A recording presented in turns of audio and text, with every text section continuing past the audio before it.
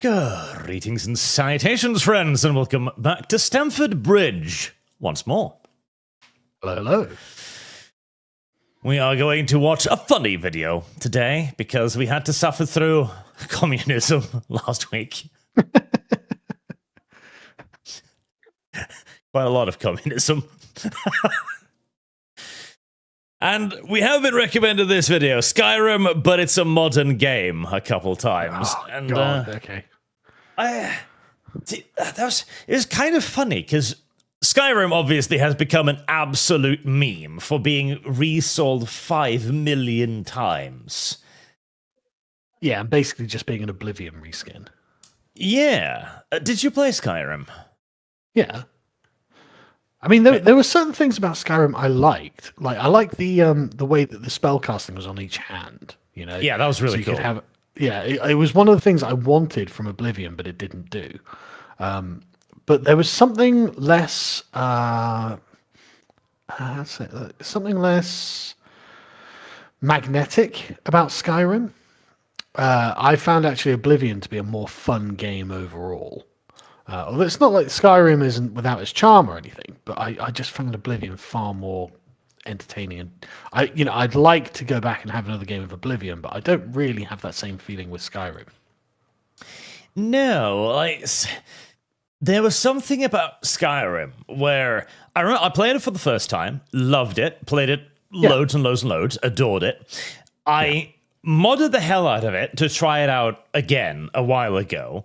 And I remember I was trying to play it and I was like, something is slightly off. And it suddenly kind of hit me in the middle of like a dungeon. It's like, all of this is just a video game. And I mean, that's a duh moment, but it's like, it was so sharp. No. I got exactly the same thing with Warhammer Total War. Like playing Rome Total War, Medieval Total War, and even Rome 2, I didn't get the, this is just a video game moment. I actually felt, I'm a guy in charge of an empire, right? Mm-hmm.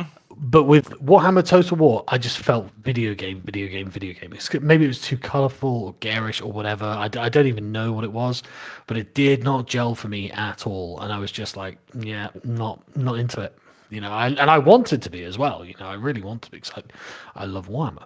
So, I thought, this is perfect. It's so fucking perfect. But it just did not work for me at all. Yeah, and I don't even know what it was. I don't even know, because I'd like to go back and enjoy it at some time. Maybe I'll try that new huge mod pack for Skyrim to see, but again, it was such a sharp and vivid motion where everything just clicked in the wrong way. Yeah, so I did play Skyrim and Oblivion a bit not so long ago, and weirdly, I think the jank in Oblivion made it feel more real. Like, it gave it a lot more character, whereas Skyrim is really streamlined. Like, it's don't get me wrong, technically brilliant accomplishment, but the streamlined nature of it is just kind of like, I don't know how to describe it. Like, it feels precision and mechanical, whereas Oblivion felt very organic, and the jankiness is a part of it being organic, but it felt very charming and immersive because of it. Especially like the dialogue you'd have with characters. You see the characters having dialogue with each other, and it's like there's something about it that's very kind of like shit in retrospect, but it felt like its own thing. Does that make sense? Like it. On the one hand, it doesn't. On the other hand, it does. Yeah, I guess maybe it's just I've become accustomed to the jank, right? Perhaps. And so it was like, okay, Skyrim doesn't feel janky. I don't really feel like I'm playing Oblivion, right? Or like an Elder Scrolls game. Yeah, because like my first Elder Scrolls game was Morrowind, and that was a game that it felt so incredibly alive. Like, everything had character, despite everything being blocky and jank and all the characters looking idiotic, etc. And Oblivion was much the same, but slightly less for me. And then Skyrim was like all of that, but slightly less again. Yeah. Everybody There's has the definitely a same lack story of character. when it comes to. Hang on. Yeah. No, you're exactly right on the point of character, right? And what's really annoying is it's not that there aren't things in Skyrim that should have character. Like one of the things I really liked about Skyrim was the mammoths and the giants, right? Yeah. Like it made perfect sense that the giants would have mammoths as pets or whatever, and that they were just standing around as a part of the scenery, basically, was great. I thought that was really good. But what could you really do with them? The answer was not really that much. Yeah, they were a scenic backdrop by and large. Yeah, like, I mean, like I remember I used an AI Skyrim mod in order to be able to sort of persuade the giants to come and follow you, and that was actually really fun. So now I had a giant companion, and I could do something with the giant. Brilliant, it was really, really, really good. But outside of that mod, which you had to pay money to get the AI for, obviously, so it costs processing power. Outside of that, there was just nothing very interesting about them other than they're a big thing to kill. And it's like, yeah, it's a wasted opportunity. Yes, like the giants feel like they should have a civilization, a story. Yeah, and even not if necessarily a civilization, but just some more interaction with the world, right? They just stand around on the plains and do nothing. It's like, but they could do something. Like, can't I lead a giant insurrection or something? Or, is there not just a sudden giant attack on a village? I mean, there might be a quest where that does happen, actually. But, like, you know what I mean? Like, I expected more out of the giants than just cool scenery. Yes. And now, part of this, too, is slightly unfair to the game, because there's a first-time experience of everything. One of the first and biggest thing I remember about Morrowind is I was continuously surprised by the things I could do. Like, you turn into a vampire. There's a whole quest line for that. Okay. Fighters Guild, whole quest line. Mage Guild, whole quest. Everything had stuff. And in Oblivion, same thing, kind of. Like, you kill a person. The whole Dark Brotherhood quest line was amazing. Oh, there's like becoming a vampire and stuff like that. Yeah. Yeah, that had full like quest lines and guilds. Yeah. And it kind of petered off. And like in Skyrim too, there's like everything just feels kind of lesser. And the things that are there feel almost like they need to be there. I don't know. No, I totally get you. There's a lack of being fleshed out in it that is hard to describe, but it's definitely there. A feeling of organic spontaneity, like where you discover something and you go like, "Oh, hell, I wasn't expecting that." Yeah, definitely. And I used to do this in Oblivion all the time, and same with Fallout 3 as well, and Fallout 1 and 2, but different kind of game. Just wander off into the wild blue yonder and see what you find. Like, oh, look, I found a ruin. Oh my god, this thing's way above. And one of the things I always hated with Oblivion is the level scaling. Yes. Fucking pissed me off, man. I hate level scaling so much. These bandits have glass weapons. What? How the fuck? If anyone doesn't know, glass weapons are the best weapons in the game, basically. Yeah, it's one of those things where, like, okay, I understand how this makes gameplay sense, but it makes no sense in any other way. But it also means, what's the point of me even leveling up? Yeah, it means it's utterly irrelevant. Yeah. But anyways, yes, enough waffling about memories about Skyrim and Oblivion, everything, I guess. Yeah, let's carry on. So the title of this is Skyrim, but it's a modern game. I have some sneaking suspicions already. Before we start, by the way, Skyrim is definitely better than basically all other modern games now. Oh, God, yes. Like, we're being critical of Skyrim. I still played it a lot, another problem that Skyrim had, which is completely characteristic of Bethesda games like Fallout 4, is we're going to give you the end game content right at the beginning. It's like, why am I fighting a dragon and slaying a dragon in the first proper quest of the game? Why am I wearing power armor in the first and fighting a deathclaw in the first quest of the game? And you can tell that it was done by a committee bloody Bethesda, where they're like, well, market research shows that only 17% of players actually went and killed the Deathclaw. Therefore, we need to put that right in the game so people are aware, and that keeps them in. So we'll just give them a small taste of using a minigun and a power armor and a Deathclaw. It's like, no. That fucking ruins it for me. It feels contrived, if nothing else. Yes, and this was also, by the way, basically laziness, where they're like, okay, we need a demo for the game where we have a brief period to show people everything that's in the game, ending with a climactic boss battle to get people hankering for more.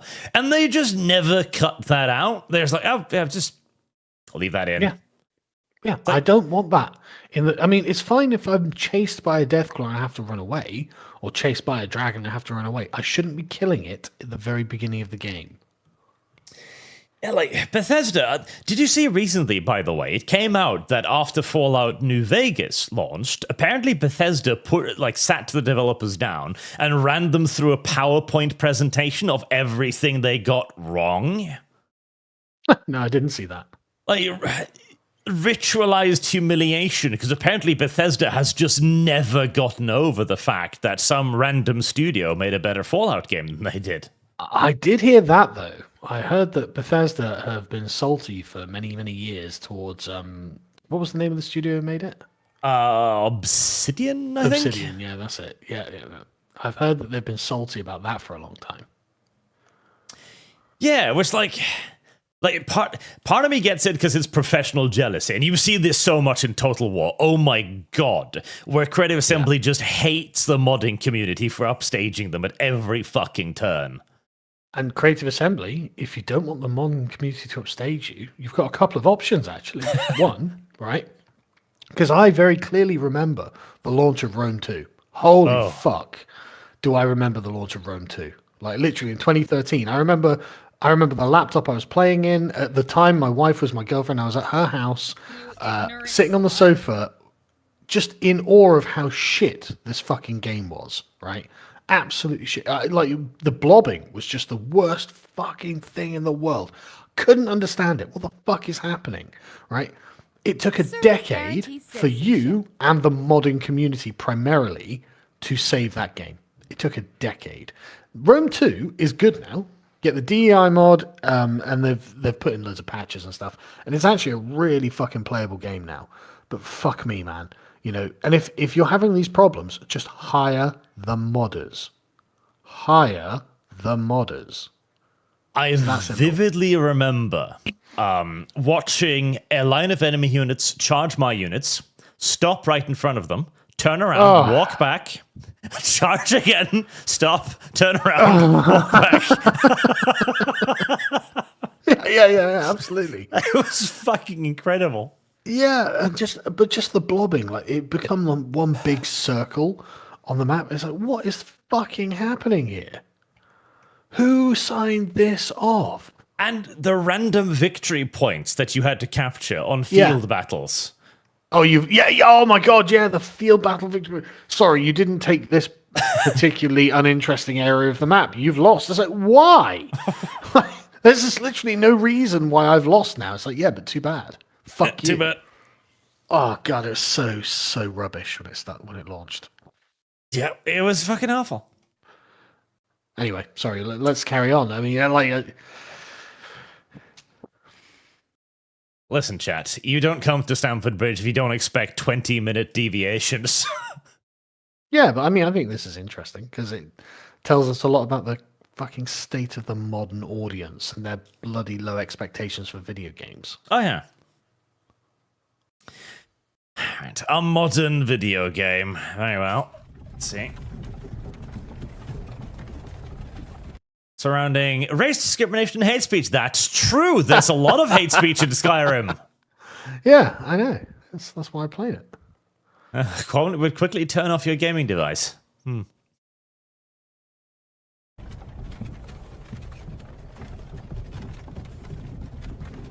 it's me, Lydia. I need you to wake up, D. Lydia? Oh, God.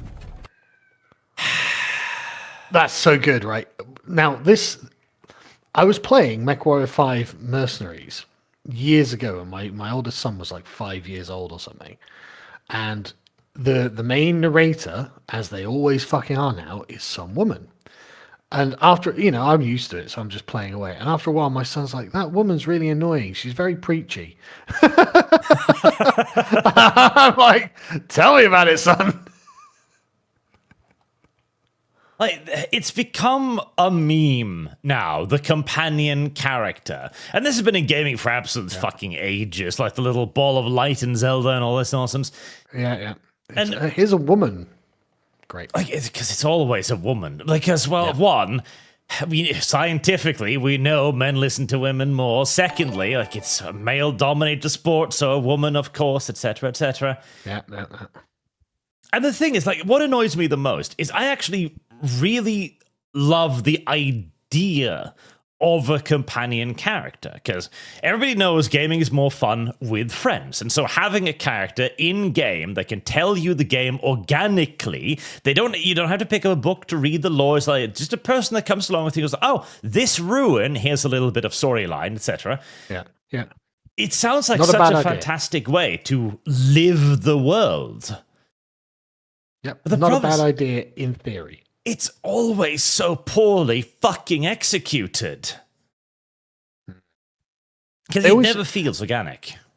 It's not just it doesn't feel organic. Honestly, and I don't mean to sound mean, but a lot of it, like, I mean, MechWarrior is a great example. It's like, really? I just so happen to have a Muslim woman of color as my engineer in my ship, do I? Really, what are the fucking odds, that would be the case? Oh, really? That and MechWarrior 5 does this constantly, where it's like basically every woman who is giving you missions and is your superior is every character like that is a woman, and it's like, oh, really? Is that just happens to be that way? Does it? Fucking come on! I know that what this is part of an agenda to push women in gaming and to push women in everything, basically. I know I've been doing this for far too long not to know this. Like, this isn't my first fucking rodeo. I know why this is here. And like my son was saying, she's preachy. He didn't like how, it was bossy, I think he called her. And it was just like, fucking hell. Even he sees it. Like, an authoritative sort of male commander voice doesn't come across like that. I'm sorry, it's just men and women are different. Where am I?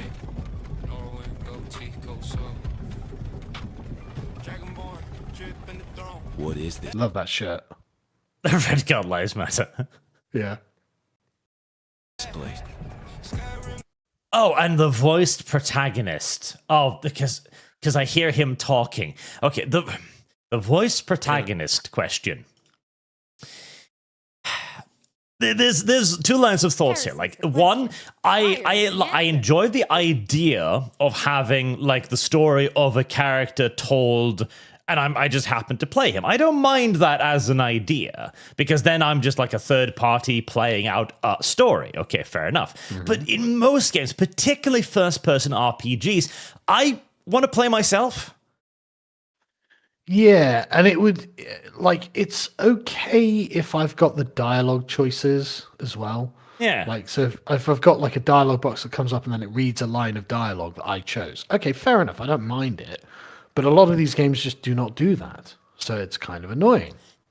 Yeah, and in some games, it is actually ruinous. In the Cyberpunk RPG, the problem there was they were creating a storyline with your what is his name again? The actor dude who plays Tony Silverhand, that guy. Oh, Keanu Reeves. Yes, where he is clearly the main character, because this is his story, and he's just riding in your head, and eventually you're going to die and be replaced by him. Like, okay, that destroys the entire story from the first person perspective. I am now a passenger in my own fucking story. I hate this. Yeah, I mean, I whenever I have the opportunity in any kind of game, really, I'll play a non-named character. Like with Baldur's Gate, for example, right? What I used to do is host a single-player game in multiplayer, because then I could just create all of the characters how I wanted them. And so, like, I watched videos on Baldur's Gate now to find out what the character interactions were, because I never saw any of them.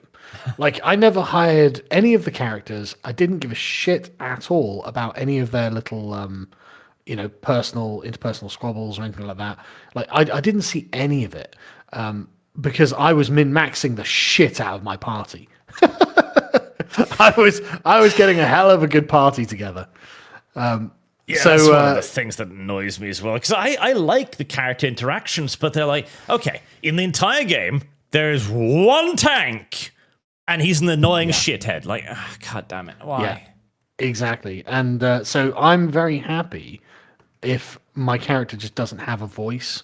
I'm fine with it, completely fine with it. I don't need my character to be quippy or anything like that. It's totally fine if he's just silently. I choose the dialogue option that I want, and then silently he replies, and then the NPCs react as if I had spoken. It's totally fine. Yes. Totally fine. Welcome to Skyrim, D. God, I'm already getting hell. annoyed by that character. But the rap music is another. This is another thing where it's like we have to have inner city music on everything. Really. Oh, great. Dude, don't. Yeah. Okay, what was it? Yeah. There was. Oh God, what was it? There was either a game or TV show recently. Fuck, where there was like random rap music in the background. I don't know what that. I can't remember the exact example now, but there was one of there was some there was something. It was something historical.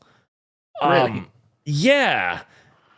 God, I wish I could remember now. But there was some sort of historical show, and there was just rap music in the background, like modern rap music. It's like, why?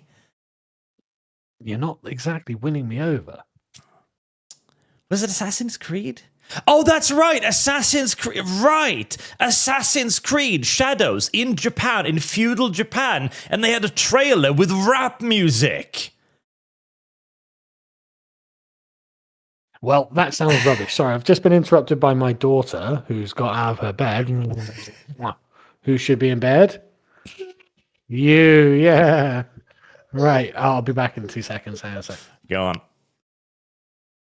Man, that was really I don't even remember exactly how it was now, but it was almost as if it were like that. Like, it's Hollywood's one and only cultural reference point to blackness in total.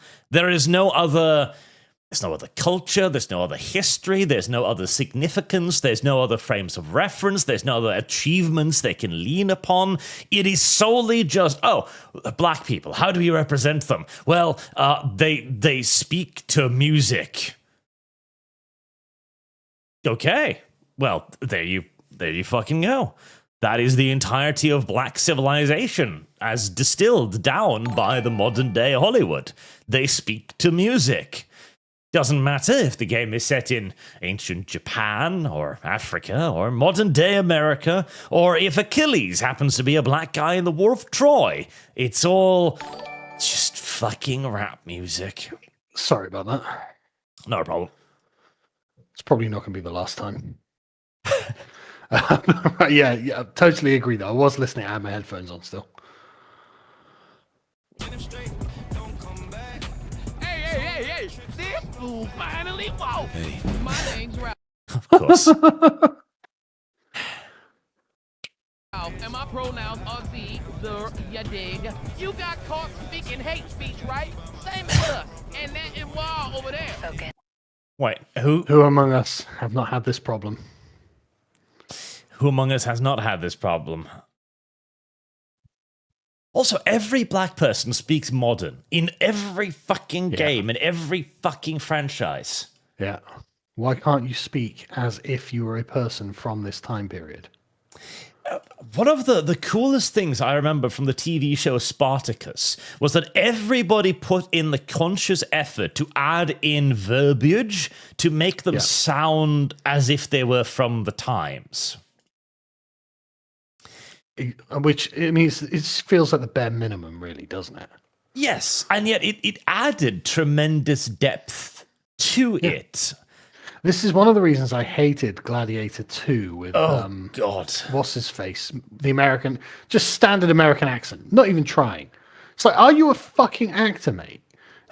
Can you even try acting Denzel Washington? Then Denzel Washington, yes. Like, can you even give it a go, mate? Go on, try speaking in not a modern American black accent. He did, like, none of them did. No effort attempted whatsoever. Yeah. And it's like, okay, thanks very much. I'm really into this. And it's one of those things where there's this Dragon Age. There was somebody who counted every word, like the okay word, which is kind of a modern day slang, like okay. In Dragon Age 1, 2, 3, it was a grand total of 60 times throughout all 3 of the games. In Dragon Age 4, 600 times. Here's just a free tip that I'm going to give to modern Californian writers. Historical characters would just not use the word okay. No, I just wouldn't. Just would never use it. Just literally Control F through your fucking script and then replace okay with it will be so or something like that. Just anything else. Because the thing, and this is a thing that they fail to understand, right? Modern language is actually equalitarian language, right? Our language is designed specifically to not reinforce social hierarchies. And historically, all language was designed to reinforce social hierarchies. The noble speaking to the king, the peasant speaking to the noble. There was always an understanding of inequality in there. Gladiator is a great example, right? Like, you have a patrician, Denzel Washington, who's just spoken to as if it's normal, and he speaks as if he is just the equals of the people around him. It's like, no. He would speak with a high-handed condescension of superiority. He knows he's better than these people because he literally is a patrician and not a plebeian. Like, these are literal classes that people inhabit. And so it's like the moderns, we do not understand for some reason. I mean, it's not that it's incomprehensible. It's just that the people writing these things are fucking thick as pig shit. Absolutely. And they don't put in the effort to make the world feel as if it was from that time. HBO's Rome did a great job of this, right? Yes. Great job of this. Whenever Titus Pullo and Lucius Vorenus were talking to the aristocrats, the patricians, just look at their body language. Look at the way Pullo's like, yes, ma'am, and stuff like this, right? He's like, they're deferential to their social betters. This is how Rome actually fucking was. This is how all of history, up until like literally right now, actually fucking was. And it's only HBO's Rome in the recent past that I can even remember, like, that has done a half decent job of this. Yes, and again, the way they behave. Every time that Caesar would speak to Lucius Vorenus, Vorenus would always be looking across a little bit, looking down. Yep. And even the affection that Caesar put on to speak to them in a more normal language came across as magnanimous because it was. It was understood. Yes. Caesar was a great man. And therefore, him deigning to speak to a plebeian, even a centurion, as if he was somehow a friend was incredible. Yes, and this is what made Caesar beloved by the men. The fact that he clearly had affection for them and he didn't treat them with a hard hand. This is why, again, it's very sort of plinky. You might not have noticed it, but your brain did. That's why by the end of it, you're totally invested in Pullo, Vorenus, and Caesar's stories. And Mark Antony is a great example of like that kind of barracks officer, like, because Mark Antony is part of the patrician class as well, but he talks to Vorenus and Pullo like he's a soldier on the battlefield, and so that gives him a character, that you can feel like actually Mark Antony is kind of one of the boys, where Caesar is not. Caesar has majesty, and the whole thing is just played off so fucking well. And I mean, maybe it's because we've done so much work reading about this stuff. I've done my degrees, we've thought about this a lot. But surely this is not mystical, hidden knowledge that is beyond the writer's possible ken, I don't feel that what we're saying is something that's actually something they couldn't understand. Well, no, and because everybody used to understand it. When you were making a show about the olden days, you use their language, you use their verbiage, you speak as if they would, or you at least put on the affections of speaking as if they would. I think they would. Now everyone, like, and again, Lord of the Rings as well, where everyone speaks in very specific, high-handed ways, and then you've got Rings of Power, where everyone just talks Californian again. Yeah, again, modern equalitarian language. Fucking atrocious. Speaks to a lack of effort.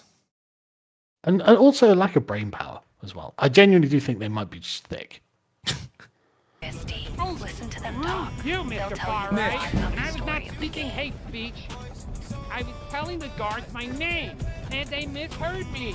You see, my first name is Nick, second name Gurr. This was all a big misunderstanding.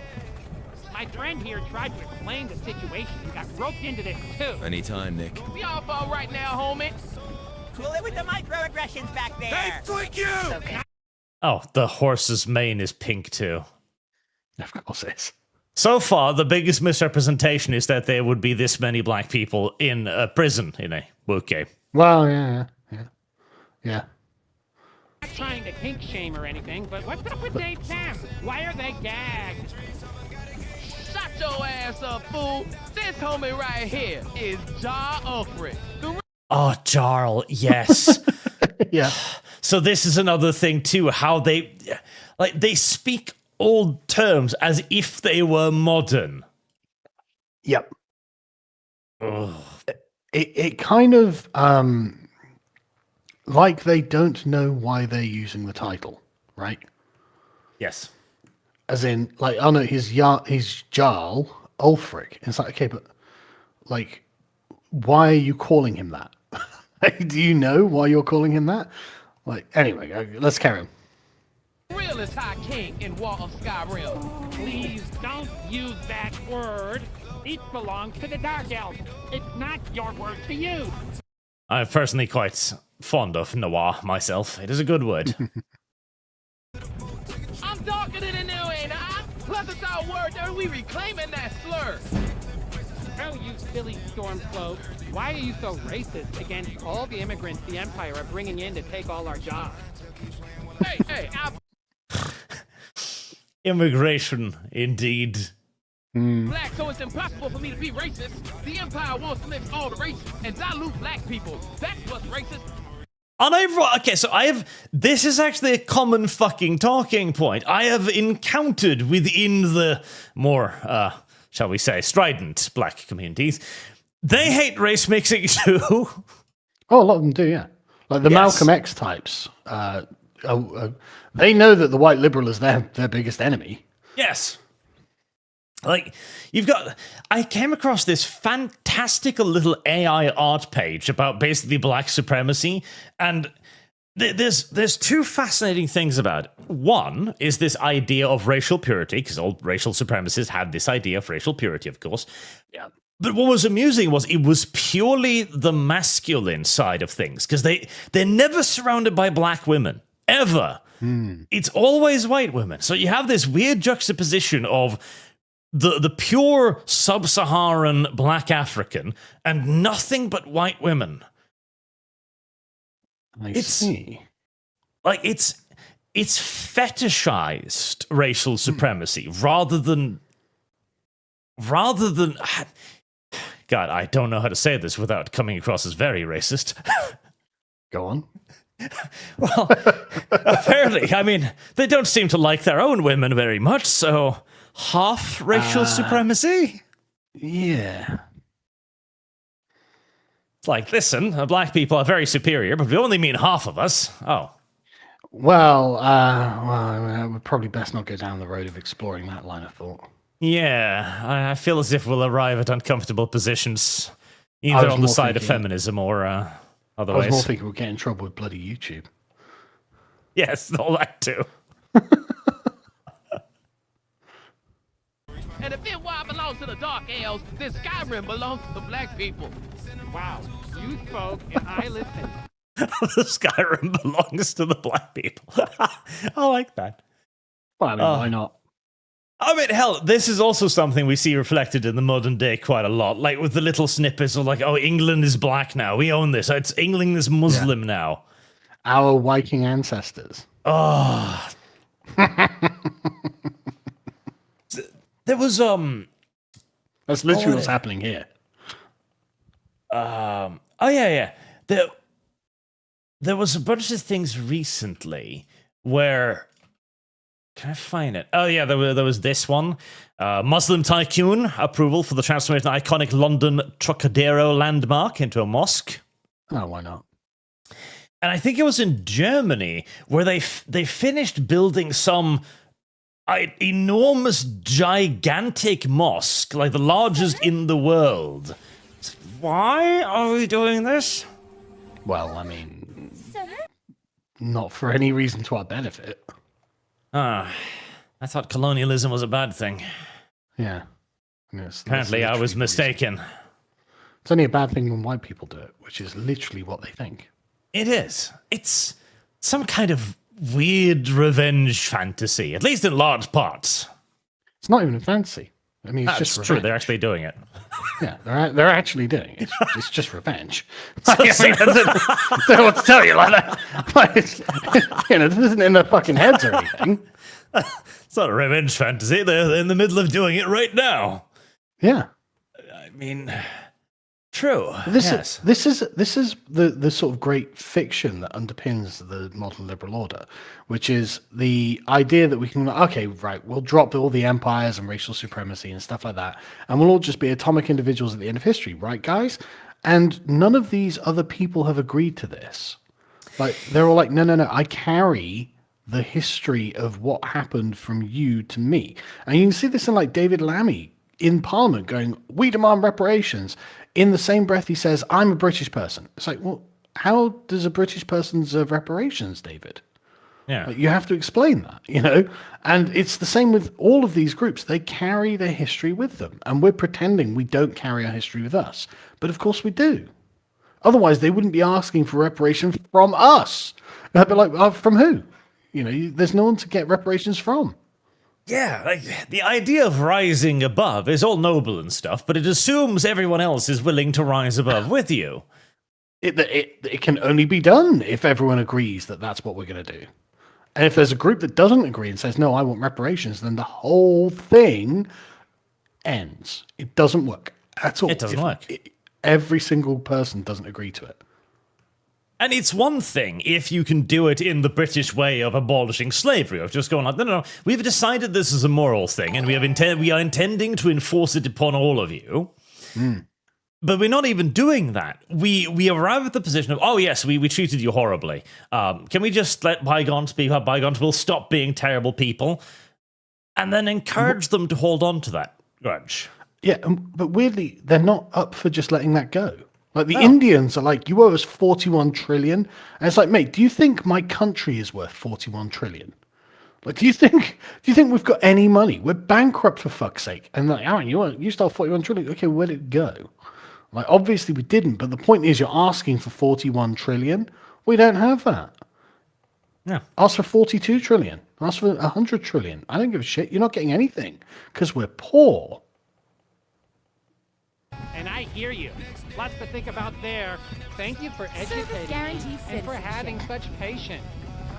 This conversation has truly been a transformative experience, not just for me, but for all involved. Hey, what are your pronouns anyway, homie? These are CRZ. I love that we're getting achievements for doing nothing. This is so good. This is so modern gaming as well. Oh, well, the worst part is, that isn't even a joke. That just happens. I know. You're watching a cutscene and there's a little plink. Thanks. Yeah, it's like, why? Happy Red Guard History Month, everyone! Happy Red Guard. Only Arconians can breathe underwater, Float of Rift. Oof. That's a great statue. The waiting game. Oh, God. Hello, Elenwen. Thank you for sending us all those Dark Elf references. You really helped us reach our diversity. I like the pride flag in the... Yeah.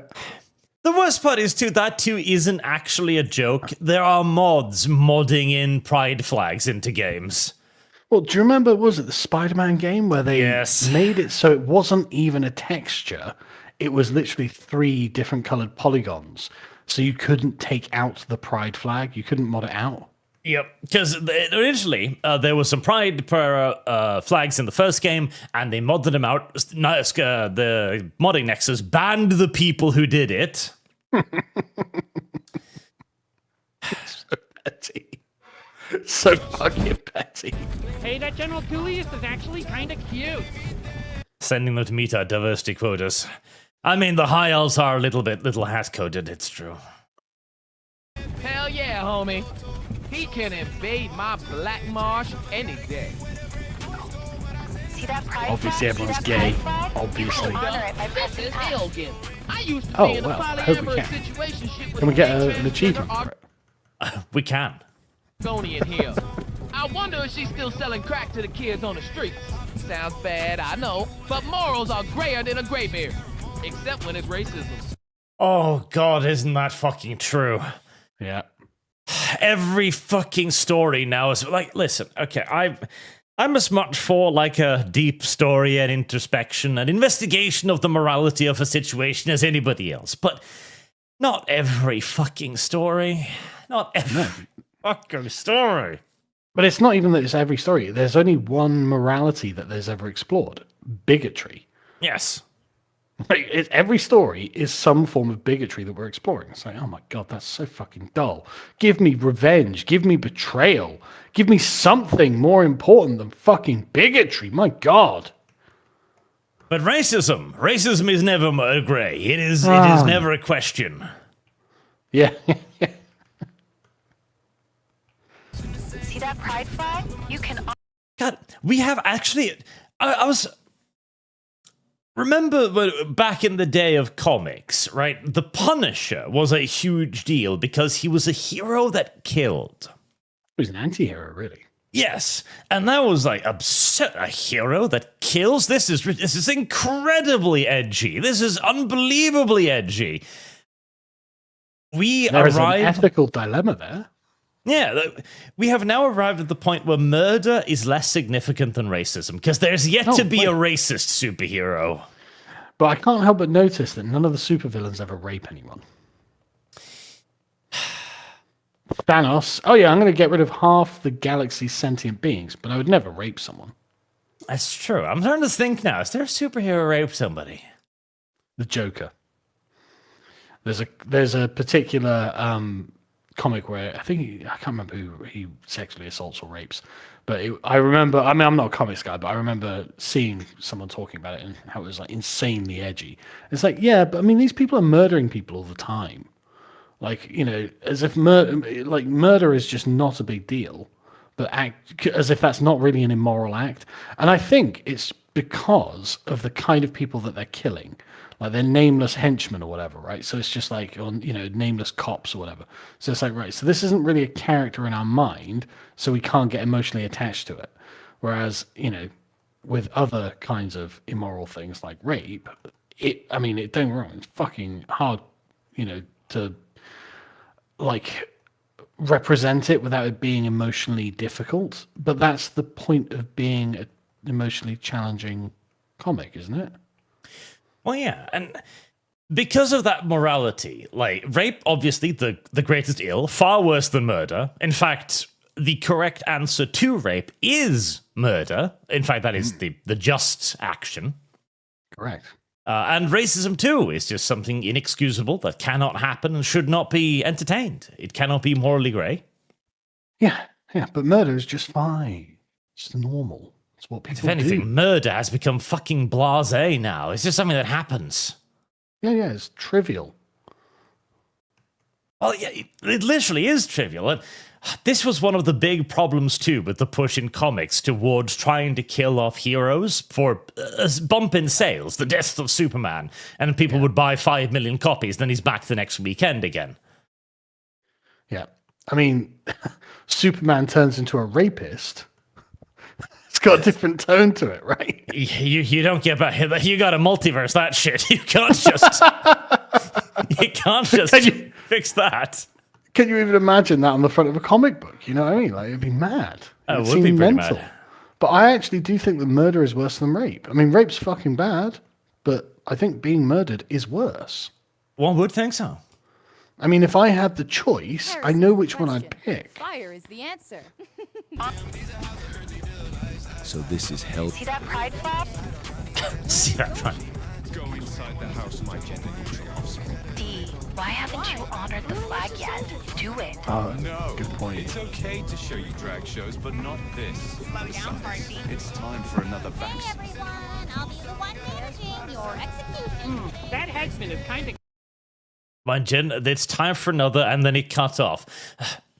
So, I don't even know if I want to talk about this, but did you see the other day, Italy forbid gay couples from adopting children? Yeah. Why would they do such a thing? Oh, I don't know. Why would they do such a thing? I feel as if there's... Because they're racist.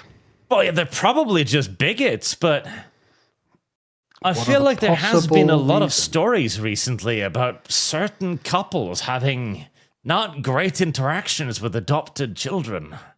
And I feel that you might be massively underselling the raw amount of human misery that happens Yeah. in these events. Like, listen, I don't know if I want to get into the raw amount of human misery, because some of the shit I read was... that's fucking unbelievable. It's to the point where you begin to question if humanity really is a constant, or if it's just something some of us have been blessed with out of sheer fucking accident. Yeah. Like, some of these stories are just like, I mean, I can't even go into them, man. It's fucking just... Yeah, chat, I see some of you mentioned monkeypox. No, it was a lot worse than the monkeypox. Oh, yeah. Way worse. Like, And the it's just- monkeypox was funny in a, God, I can't believe this is happening kind of way. This was not. Yeah, there's just nothing funny about some of these stories. And it's just like, right. And this was all allowed. The system was set up to allow this to happen. Yes. excuse too. After I explain this whole misunderstanding and get off the hook, I'm gonna try flirt with him. Show him who's the real headsman. Am I right? Good luck with that, homie. This ought to be good, except when we get beheaded and whatnot. Beheaded? So the constant level ups for nothing, just random experience. Yeah. Excuse me, I'd like to speak to the manager, please. God. Focus. Oh, we got a Karen over here. I think I'm If gonna you be don't sick. get me the manager, you're gonna be... This is reminding me of the third act of Baldur's Gate. Everyone has a ridiculous hair color. Everyone is diverse. But also, notice how cavalier the characters are, right? They don't feel like they're in danger for their lives. Yes. Like this, and this is every, like, this is Marvel writing, right? Where it's like, yeah, we're doing this big heroic thing, and then I'm just going to start making funny quips that will completely diffuse the tension, because for some reason I already know I'm going to come out of this fine, so I'm not taking it seriously, which is a signal to the audience that they don't need to take it seriously either. be in very big trouble. Love when we call your name and pronouns. Thank you for your cooperation. Imperial is it Girl with the Boss. Girl boss. Empire and they yee ass list. Ulfric Stormcloak, Jarl. Ah, yes. The lists. Listen, I hate the bureaucracy too, but there's a reason for some of it to exist. I love the voices as well. They're kind of like soft Californian voices. Of Windhelm, he, him. See, listen to You that are a voice. real one, Ulfric. Jesus Christ, they're gonna kill us all. Stay calm, D. You got this. Ralph of Riverhood, Zezer. Yep, that's me. No. I don't want to die. Just breathe. Nick of Rorikstead, Zezer. Listen to me. Nick? This was a huge misunderstanding. I never said the N-word, so I'm gonna leave now. No, okay? no, no, Bye. no, no! Get out of there, D. Excuse me. I'm not a racist. Security! The fuck? I'm not a racist. And that's not a defense. There's no such thing as not a racist. I have been told this repeatedly. And what was it in Skyrim? It must be like, I'm not a thief or a murderer or something, right? Yeah. It's been a while since I played this opening. Hey, handsome. Oh my Why don't you come a little God. closer so I can get to know you better? Hurry, D. Use the auto walk feature to walk to the soldier. So what's your The name? Ottawa. To unlock the other races, purchase the battle pass. Oh, God, yeah. This isn't even a joke. This isn't actually even a joke. This is the Bethesda fucking storefront now. Whoever made this video, fucking 10 out of 10. But like this isn't even parody. Have you seen the Bethesda bucks nonsense? How they've monetized modding on the back? It's so fucking absurd. Yep. I think there was it's a perfect example too of how like they announced this, they got a lot of backlash initially, they canceled their plans, 6 months later, right back in again. Now they're selling fucking those retarded dumbass Bethesda buck thingies to unlock things in Fallout 76, in single player games, in Starfield. This isn't even parody, this is just reality now. Bro, people buy it. But clearly they must, otherwise how could they keep going? Yeah, they wouldn't do it if people didn't buy it. They wouldn't. So I got the weird urge the other day to play a sports game. I don't know, I must have been bitten by the gay parasite or something. Yeah, that's weird. That is really fucking weird. And so I looked into it, I was like, okay, I want to play a football game, because I haven't played one in 2-3 decades. Yeah, okay. And I looked into it, and they've got like things like My Career mode, where you can play as a guy in like football and clubs and stuff. Like, oh, that sounds fun. And then I got like microtransactions to level up your character. What? I have to pay to level up my football? Yep. Okay. That's insufferable. Can I just play the video game? You can, but it's going to take you months to get anywhere. Okay. Can I just play with the other teams? You can, but you've got to buy cards to get players. What the fuck do you mean cards? Are they Pokemon now? Man, that is insufferable. Yes. Apparently, they've just monetized the entirety of these games because people just kept buying them, and so they kept pushing for more and more ridiculous microtransactions. Mental. I wasn't even aware of this shit, but now I'm not as interested. And so instead, when I wanted to play my football game, I went to a website and found a version for less microtransactions. That was mad. See anything you like? Also, I remember in Dragon Age Origins, there was a quest that was DLC, and the game would like pop up like, hey, would you like to go on this quest? And I'm like, okay, cool. It's like, haha, I'll send you to the storefront. And people were outraged over that. It was incredibly terrible. Now that too is just kind of normal. Yeah, common. Yeah. Of course you put in items in the game that are locked out. Like, Paradox does this all the time in their grand strategy games because they're too lazy to make 2 different versions. And so if you don't buy a certain DLC pack, the AI will have access to things that you don't have access to because you haven't fucking swiped your credit card. Yes. Insufferable. But you ignorant slut. Natives of Skyrim. Nords are an intelligent, black-skinned people. What did you mean by that? Yeah. With a plethora of cultural intelligence. See, okay. I love that. They're famous for their musical abilities and having lots of culture. Having lots of culture. Glad you told me. Unironically, so there's been a lot of talk about like the co-opting of culture recently and how it's always white culture, white history being co-opted. So the obvious thing, take some of your own stuff. I tried to research this like a couple years ago, and I realized the reason why it's actually genuinely difficult to do a lot of that is because they didn't write anything fucking down. That's true. But also, I'm actually working on a big video about this. It was all by design as well. I mean, like, they literally were like, they're doing it on purpose to hurt white people. Like, they'll tell you this. They'll literally tell you this. So, just something to remember. They are. Like, a lot of that is deliberate. But there was a guy, one of the first people on African studies in America. This was like in the 1800s, so, it wasn't political yet. He was just a guy who had a genuine interest in trying to uncover African history. And he wrote an entire book on how fucking hard it was because there was so little source material. And what source material did exist was near universally written by white guys visiting Africa. I remember reading or watching something about the first guy tried to make an African dictionary.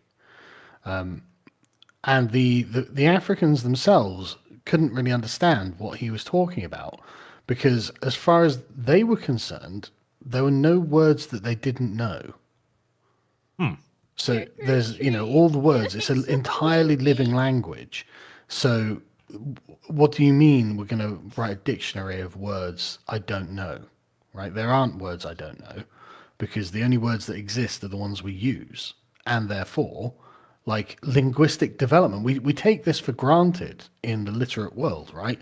That there's a cultural accumulation that passes from generation to generation beyond what we keep in our heads. We take it completely for granted. But imagine if you've got a continent of people who don't do that, then like the idea that there could be something to learn from the deep time is, a bit alien, really. Reddit God is for Hammerfell. Reddit Guards are an intelligent black people with a bunch of cultural intelligence. They are famous for the musical abilities, have lots of culture that makes us music. Okay. Is it the same thing again? Orcs have been removed from the game, D. No to racism. To unlock the other race... A twink type of race of homosexuals with the 3... Correct! That is the Wood Elves. Yeah. To unlock the other races... Hailing from provinces where people who assigned Khajiit at birth represents all our furry friends from real life. Yeah. And not even good furries. Purchase the battle pass to unlock the other... Circular multiculturalism done right. An authoritarian police state with cheap labor export from poverty-stricken provinces at the expense of the indigenous to legitimate. Yes, that is multiculturalism. Correct. All of which helps the perverted elites make marginal profits to fuel the Empire's violent expansion of War Machine. Well, I wish it would fuel our fucking violent expansion of War Machine. At least then we'd have something to brag about.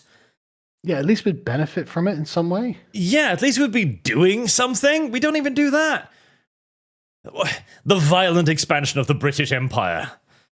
Yeah, okay, I'm up for it, but like it's not happening. The races purchase the battle pass.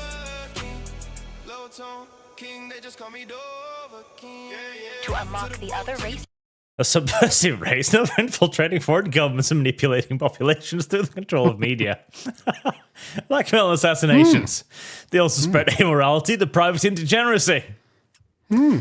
Yeah, that is to the High Elves. Fire is the answer.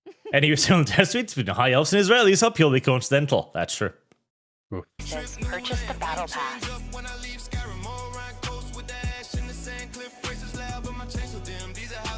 To unlock the other races, purchase the battle pass. They're basically elves, but Smurfs. And who doesn't love Smurfs, right? Oh, another thing, they love mushrooms. And before you asked, no, not that kind of mushrooms. I do like how the Dark Elves' entire lore in Morrowind and Skyrim, Elder Scrolls in general, is just drug addicts. To unlock the other races, Our evil race of white-skinned people who benefit from Breton privilege and love nothing more than excelling in academics and intellectual pursuits, thereby outperforming other races in these fields and destroying equality of outcome. Disgusting. I mean, that's completely true. That is true. Nothing has done more damage to equality than education has. Yes. Purchase the battle pass.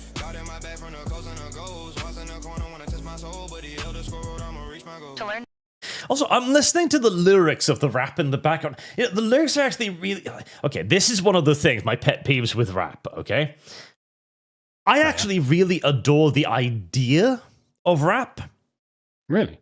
Yes, because when done well, and that is really fucking rare, it is poetry put to music. This is the defense I always levy for it. Because it can go through some... It can, in essence, just be a story told through lyrics.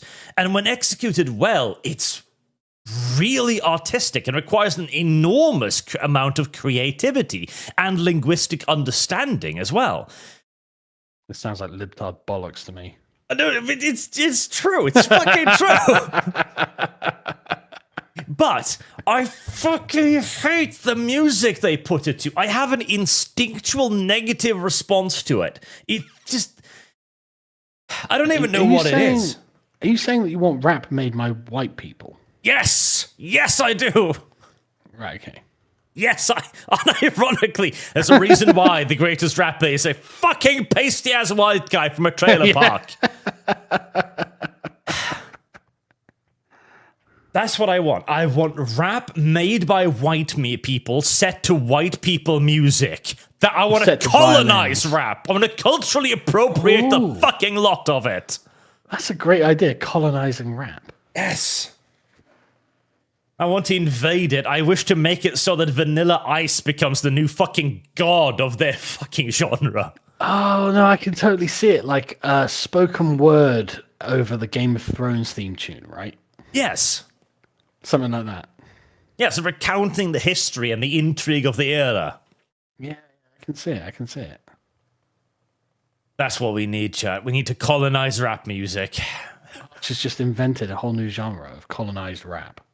So as soon as we're done with this, I'm going to go on to Grok and ask it to write white rap music. Yeah, no. Suno.ai, is it? That makes music? I bet you could do that. Like, imagine... Colonize rap for me, Suno. Colonize rap for me. But, like, imagine... It's basically opera, right? Mm-hmm. Take classical music, take Beethoven, and then do storytelling via lyrics. Question. Fire is the answer. Yeah, no, colonize rap music. That's what we need to do. Take from them everything, leave them nothing. We're gentrifying this. Learn more about the silly reptilian Reptilian humanoids are anthropomorphic reptiles, also called reptiloids, that are appeared folklore, fiction, and conspiracy theories. That's true. Are you ready to rest this fellow man? I always played the Argonians just because you could breathe underwater. That is a very functional way of viewing it. Yeah, just useful. I always play Imperial. That's just the classic white guy with a sword. Yeah, but I like being able to breathe underwater. It's useful. I mean, true.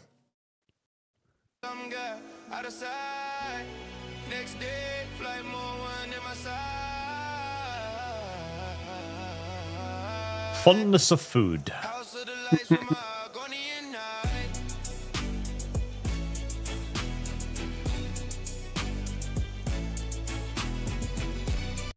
Finally a video game that does black hair correctly. See, this too has been like one of the fascinating things. So initially, of course, in Warhammer, for example, the argument was simple. Like, listen, if you want black space marines, you can just paint them black. Yeah. you have the ability. We have the technology. Yes. But then the cry came from the peanut gallery going, listen, all races don't look the same. We have different facial structure, perhaps based on our skeletal structure underneath. And we have different hair. And hold on. This is beginning to sound awfully mid-century German all of a sudden. Yeah, break out the calipers. Yeah. Are you saying there are measurable differences in people's appearances? Between the races? Oh, that's an incredibly racist thing to say. Yeah, you're not allowed to say that. But there's now been an entire movement within progressivism arguing that black people's hair need to be specifically catered to for them, facial shapes need to be changed for them, lip size, other things like hold on, I thought we were told that all of the races were exactly the same. I remember the supremacy arch. Do you remember the outrage when an AI could spot a person's race based on their skeleton? Oh yeah. And they couldn't work out how is it doing this. Oh, the fucking scientists were like, we have no idea. Yeah. What do you mean you have no idea? I bet you have no idea. Are you ready? Like, to literally, your run job yellow depends on you nurse having no fluttery idea. butt? Like, we've actually managed to make ourselves dumber through ideology. Like, we've been able to do this for centuries, millennia. But it's important to remember that that's the point of ideology, right? Yes. It's literally to give us a set of ideas that are not drawn from the world, that really owe nothing to the world as well.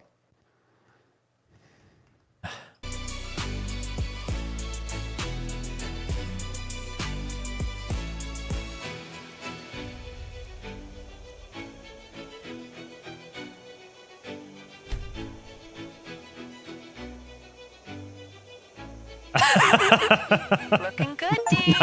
Nigel. It reminds me on there was something on Creative Assembly's like online multiplayer thingy where a guy was named like NASA or something, and it censored the ass. Yeah, so it could be NG. Yes. Yeah, I remember seeing it. We really, the censor of in-game fucking chats is so goddamn idiotic. It's so gay, isn't it? It's so fucking stupid. And the worst part is, it was all for nothing after all. As now, I think it was in Britain, they were introducing, so you have to verify your name and age to play PlayStation or some other idiocy. So all of this censorship was useless when we all read, like, because we did this so to avoid further regulation. Turns out you couldn't avoid the further regulation anyway. It was unavoidable. So why even surrender any freedoms? Wow. Interesting choice of name, gender, and race. Girl boss, what should we do? Girl They, boss. them are not in the list. They did the hate speak, so we're gonna unalive them. No, please. I was thinking the exact So we're gonna same thing. unalive. Oh, Jesus. You heard the birthing person. The birthing person. Be you.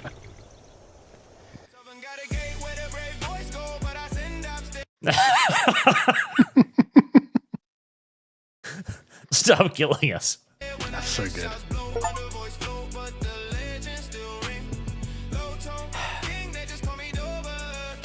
The loading screens too. This was actually something genuinely brilliant about Skyrim. How like the entire world was just free of loading screens. You just had to load when going into a city. And very quickly, by the way, modders were like, "Why are you doing this? We can just put the whole game in there. That's not a problem." So this is how it ends for me. D, it's kind of screwed up how you haven't honored the flag yet. That's kind of screwed up. Yeah, true. He's got a point there. You racist bigot. You racist. You sub-Argonian inbred natives have been racist to immigrants for the last time. Based. This is reminding me of Dakota. What was his name? Dakota Kome. What the fuck was he? You know, the toilet seat complexion Neanderthal. Oh, Ghazi Kodzo. Ghazi Kodzo, there you go. He ended up coming out as a Trump supporter. What? Okay. I mean, fucking Well, Richard Spencer is a Kamala voter, so what the fuck do I know? Yeah. Politics, strange bedfellows, you know what I mean? man? Very much so. But Who it can is explain interesting how there is absolutely no issues with being racist to the wider populace. None whatsoever. That's entirely fine and acceptable, just not the other way around. Yeah. Well, remember, racism is about power plus prejudice. Thanks to the Empire's Made program, I now have the right to assist you in your unaliving. And because you are a bigot, your unaliving is justified. I mean, honestly, I'm impressed they're even looking for justification. Mage sure as fuck doesn't. See that pride flag? What the hell was that? See that That's pride supposed flag? to be You c- Dragon ASMR because it's a little too loud. Tiagua is nothing. Unalive them all now, please. I was thinking the exact same thing, General Tullius. Tell them their horoscopes, girlfriend. Witness the power of one, the power of two, the power of many. For the love of science, let's get this over with. Such Yeah, just violent fucking speech. kill me already. Just kill me. I don't want to live in the Acolyte anymore. Chop his head off, executioner. The experts are smiling down on me, Imperials. Can you say the same? That's so good. Hey, leave him alone. Seriously, D? I need you to honor the flag now. I can't breathe. Please, no! Don't drop the... Trigger warning. There's good traffic content. No! I like how they just unloaded him. Must not have heard me. Also, I remember the first time I saw Skyrim and I saw the axe and I was like, pole arms? I want to play with pole arms. Never again. Never Yeah, not at for you. any point again. Literally not for you. Literally not for you. D, this is your final warning. Honor the flag or there will be consequences. There will be consequences. I think I'm about to be executed, love. Lord. With the Blue. hair. God, I wish games at least tried to do that in like reacting to your choices. I almost wish they would. What was that again? Honor the freaking flag, D! All I hear is a member of the patriarchy interrupting his oppressed minority superior. Good point. Sorry, girl boss. You and your people have already been through so much. The last thing I would ever want to do is oppress you or anyone else. You there. Time for your beheading. Damn it! Hey, D, it's your homeboy Ralph.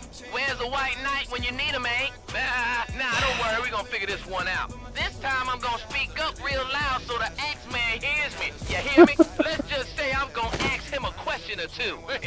Okay, here goes. 1, 2, don't drop the... What in astrology is that? What the? He's right behind me, isn't he? It's Adolf Wynn, the straight white dragon! He's trying to kill us all because of the color of our skin!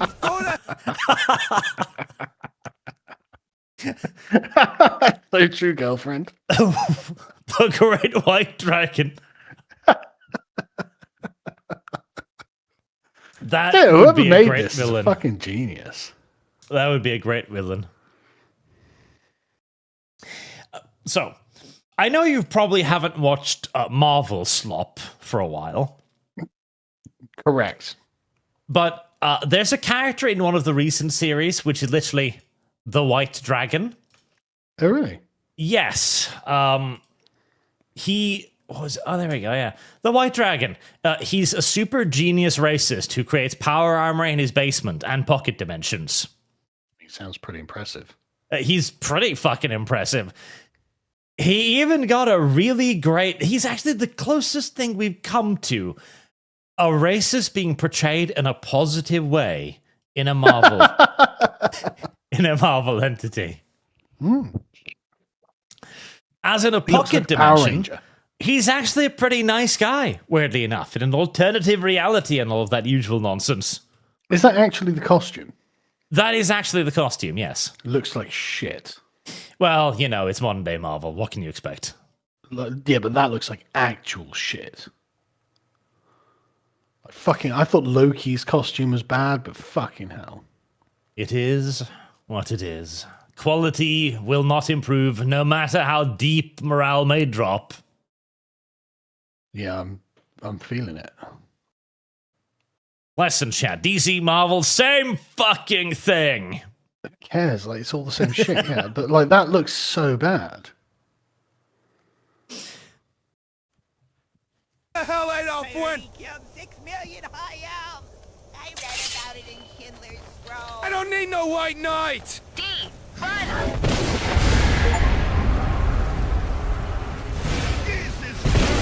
Is he fight his hate speech powers?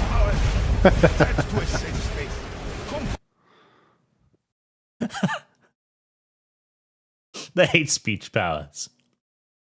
Amazing. Okay. Yeah, that was pretty good. I like that. Oh, is it over? Yes, it's over. Oh, It's only 10 minutes. It's a shame. I wanted more, to be honest. Yeah, I was I would really like enjoying it. Yeah, that was really, really good. Whoever made that has been paying attention. Dr. Phoxotic has made that. Very good. If anything, he didn't go far enough. Like, again, the DLC screen, like, this isn't a joke. This isn't a parody. This is just reality. How things actually happen, unfortunately. Yes. Tragically, this is just actually what happened. Oh, the Enwa Pass, Argonian pride flag. This is just reality now. I'm sorry. Salute the flag, you bigot. Salute the flag, or there will be consequences. Yeah. Well, there will be consequences. Well, there was quite recently a dude who ran over the pride flag on one of those idiotic pride flag crossings. Yeah. And ended up in jail because of that. Well, where was that? It wasn't like Florida or something, was it? No, it was some American nation, some American state thingy. Yeah, I can't help but feel that it was Florida. I don't know why I think that. I'm sure it wasn't, but like, it'd be bad if it was. I mean, it's bad anyway, but like. Let's see. Oh yeah, here, Florida. Florida man arrested for defacing pride intersectional flag. Come on, like fucking DeSantis. What are you doing, bro? Are you just letting that stand, are you? Yeah, I'm fine with it. Like, that's mad. DeSantis was meant to be a really good culture warrior, you know, really effective against the left. And yet... Yeah, here we are. God, I can't load this article. Burnout through the mural in February. Sentence for vandalizing Pride crosswalk. I can't load the goddamn link. So he was actually convicted, was he? Looks like it. Well, you know, fellow brother in arms doing his part against the woke mob.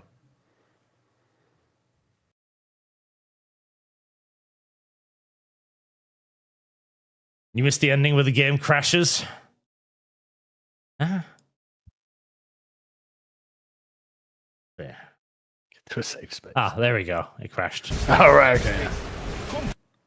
Lol crashies. Okay. That was pretty good. I like that.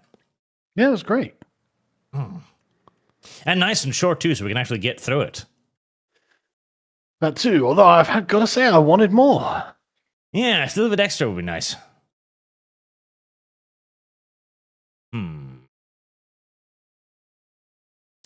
Let's see. I had another thing if we had enough time, but we've used most of it, so we can't dive into that too much, I think. There was a pretty nice article. Let me find it. Oh, yeah. We can just have a look at the headline real quick, because I do like the article headline. Oh, yeah, go on. The rich don't play by the rules, so why should I? By Hassan Piker. Are you serious? Yes. You are the fucking rich. He is not indeed playing the by the fucking rich. rules. What?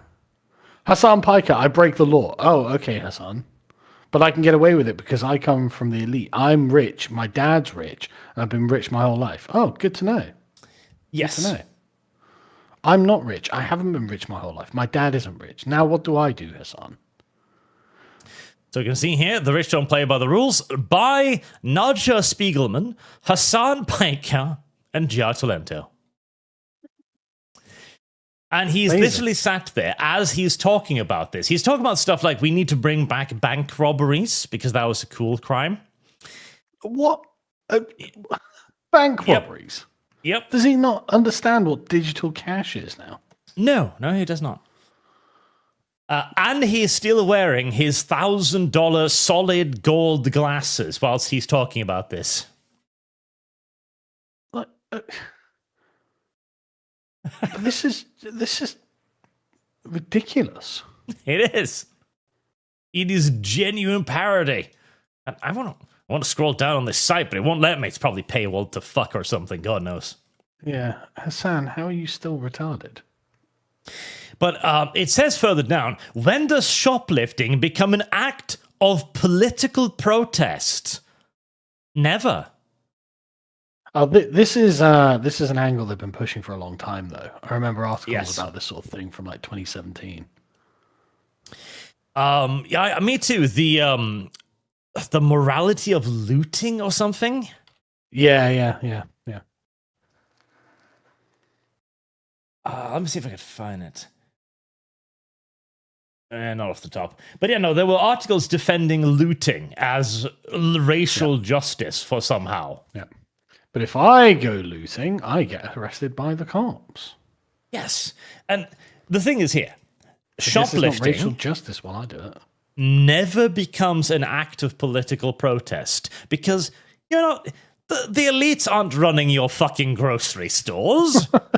The politicians aren't running. You harm nobody but the person owning the store. In fact, you don't even harm the person owning the store. They've got insurance. The people you are harming are the people who live there. Well, they would argue that this is why you're meant to shop from multinational steal from multinational corporations and things like that. But what that's actually done is just encourage those franchise branches to close, creating what they call "quote unquote" food deserts and things like that. It's like, yes, well, I'm sorry that you can't like literally buy food, clothing, or medical supplies from your local area, but you kept stealing it all. And so the people who sell it were like, well, this isn't profitable. I'm leaving. Yeah, because again, you're not even harming the store. What you're harming is the people who live there, because this will then become the new reality, because it has to. Yeah, until they eventually just go, fuck it, we're leaving. Yeah, and there was even, I don't remember where, but someplace in America, probably California, where they outlawed allowing stores to close. So they literally refused to allow shops to close and pull out of area, arguing that they had a duty to the community to serve them. Okay, well, give me money to give things away for free then. And like this, I don't think you understand how transactions work and how rent is paid. Like, what a fucking stupid thing to say. This is one of those things where we have a problem that was solved by capitalism. It's very simple. If X amount of people live in an area, we know that there's going to be X amount of people who needs food, clothing, diapers, whatever in that area. And so it makes economic sense to establish a store in that area. But this only works if people are punished for stealing. Yes. Literally, it's the only way it works. And obviously, we maintained this by, as you say, punish the people stealing. But then socialism comes in and argues again, oh, no. Shoplifting is an act of social protest, comrade. Yeah. Well, I mean, like, and you see how they get there, because they'll be like, well, structurally, the thing is capitalism, and so stealing is sticking it to capitalism. It's like, okay, but there are consequences to sticking it to capitalism. Like, there always have been. There always fucking will be. Yeah, and so... Actually, this is a way I can kind of do it. And so in this entire article, they talk about things like micro-looting. Just stealing small things. Yes, micro-looting. People are taking small things from big corporations, and they're feeling justified. I mean, I guess you can feel as justified as you fucking like, but it all adds up, and eventually when that store's like, yeah, okay, we're not hanging out here, bye, then you've lost your thing and it's your own fault. Yeah. Because that's what happens. Okay. Yeah, it's inevitable. The shop then goes, I'm not going to continue to serve you because you're not interested in my services, you're interested in stealing my shit. Yeah. I'm actually not interested in being stolen from. Shockingly enough. Yeah, very, very simple. But now that it's political, now you're not even allowed to do that. So we have to create a socialist solution to a problem that socialism created in the first place. Yeah. Amazing. And it's always authoritarian, of course. Well, it's just incredible. Like we just keep creating problems and we can't stop. Yes. And the fascinating thing as well there's an interesting contrapoint to this. So this is all about taking from a certain group of people. It's acceptable to take. The 1%. Yes. Those are allowed to be taken from. They are dehumanized. Meanwhile, they have a part on tipping where they go like, you can never not tip. You always tip. You never dine and dash. Oh, yeah, right, yeah. That I must do. But stealing, that's fine. Because they don't understand their own logic here. It's all ideology. Okay, why won't you dine and dash? Well, it's going to hurt the local shop. The local shop is going to suffer. The local shop is going to have to close because it's not earning any money. Okay? But this applies in the exact same way to the larger company. The company, too... Because I can go on about how it's a big company, it earns X amount of money.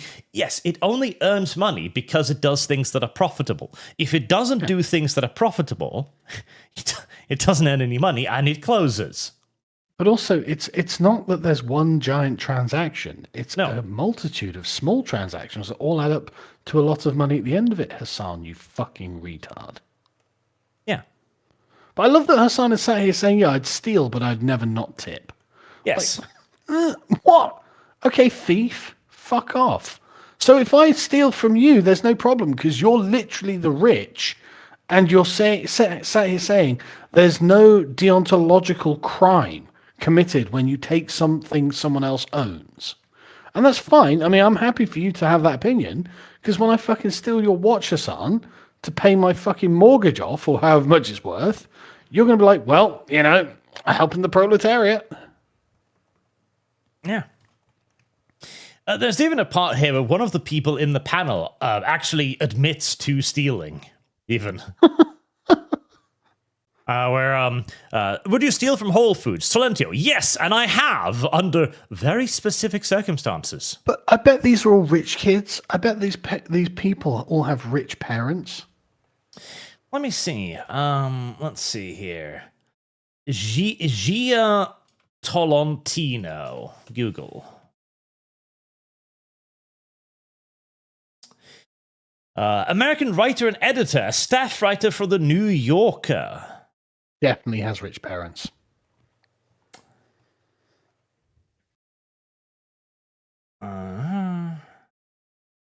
Definitely.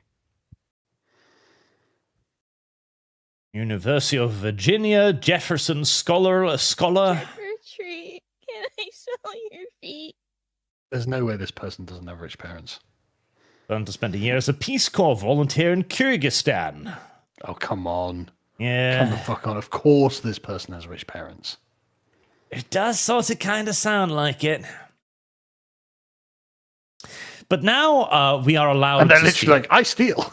Oh, brilliant. Very brave and noble. This really gets back at Daddy who owns the shop. Yes.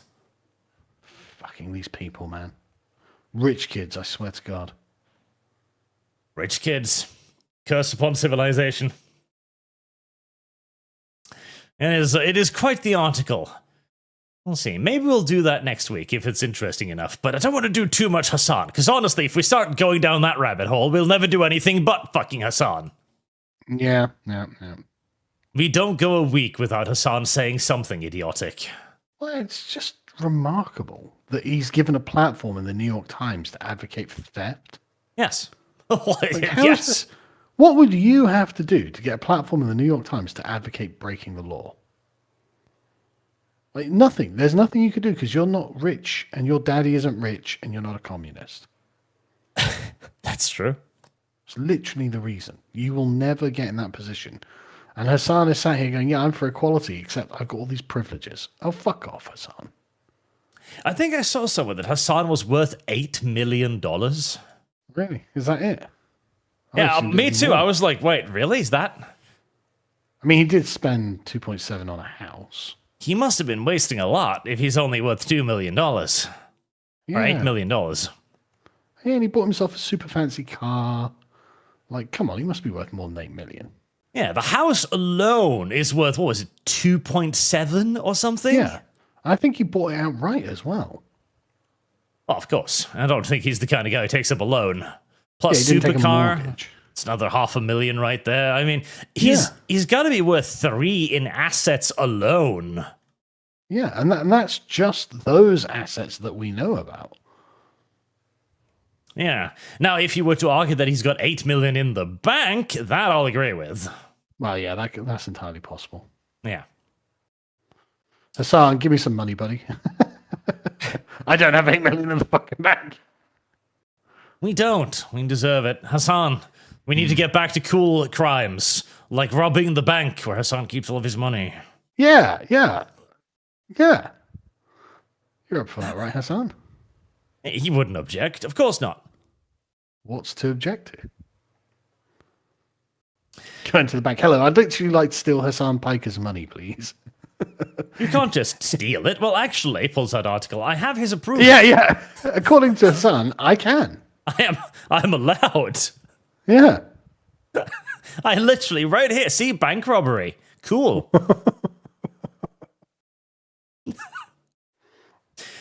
All right, let me go through the super chats. Luke Stewart, good day. Hope the two of you have been doing well. If you have free 30 to 45 minutes, I would like to get your opinions on the 11.18 minutes, the hilarious insane irony of bimbo feminism by Mentis Wave.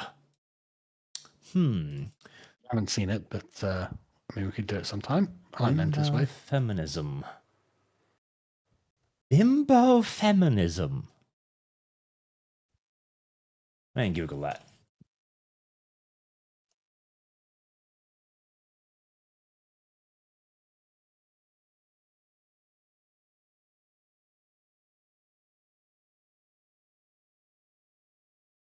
Hey, internets. This video. Okay. Yeah, maybe we can do that next week. Hey, internets. This video. I'm just loading it That's up fine. in case you hear random noises, chat. All right. Yeah, we just said that. I shall bookmark that for next week then. Okay. I can put Hassan at least a little bit further down the fucking road. Oh shit! Next week I'm actually not able to come. Yeah, I've got something to do on Thursday, but we can do it the week after. Unless you want to do it without me, it's fine. Yeah, because as tempted as I am to look into this, I guarantee you it's just going to be Hassan and his rich, privileged friends laughing at how rich and privileged they are. Yeah. I don't think there's anything substantive in it. No, beyond us going, listen, millionaire, stealing isn't actually a good thing. Yeah, you fuck. I mean, this is literally like Seth Rogen going to that other guy, like, yeah, no, it's fine when someone breaks into your car. They might leave you a knife or something. Yeah. It's like, fucking what? Bald Eagle, pool season is back on. Morrowind was peak, spellcrafting, super jumping, alien-looking environment. Had to pay attention to the journal. Daggeth, Yeah, I did like Morrowind. I never played it. It probably will not have the same charm if you play it today. Yeah. I do remember trying to play it, and I didn't like the fact there was no block mechanic. Yeah, it's also really annoying that it has an incredibly outdated melee system where when you hit something in melee, it rolls a dice roll to see if you hit it. I mean, it's fine in Baldur's Gate because I'm not Yes. the one swinging the sword. Yes, but here I am swinging the sword, and I hit Yeah, that. yeah. Fuck you. Yeah, I don't need you to guess whether I hit it. Thank you.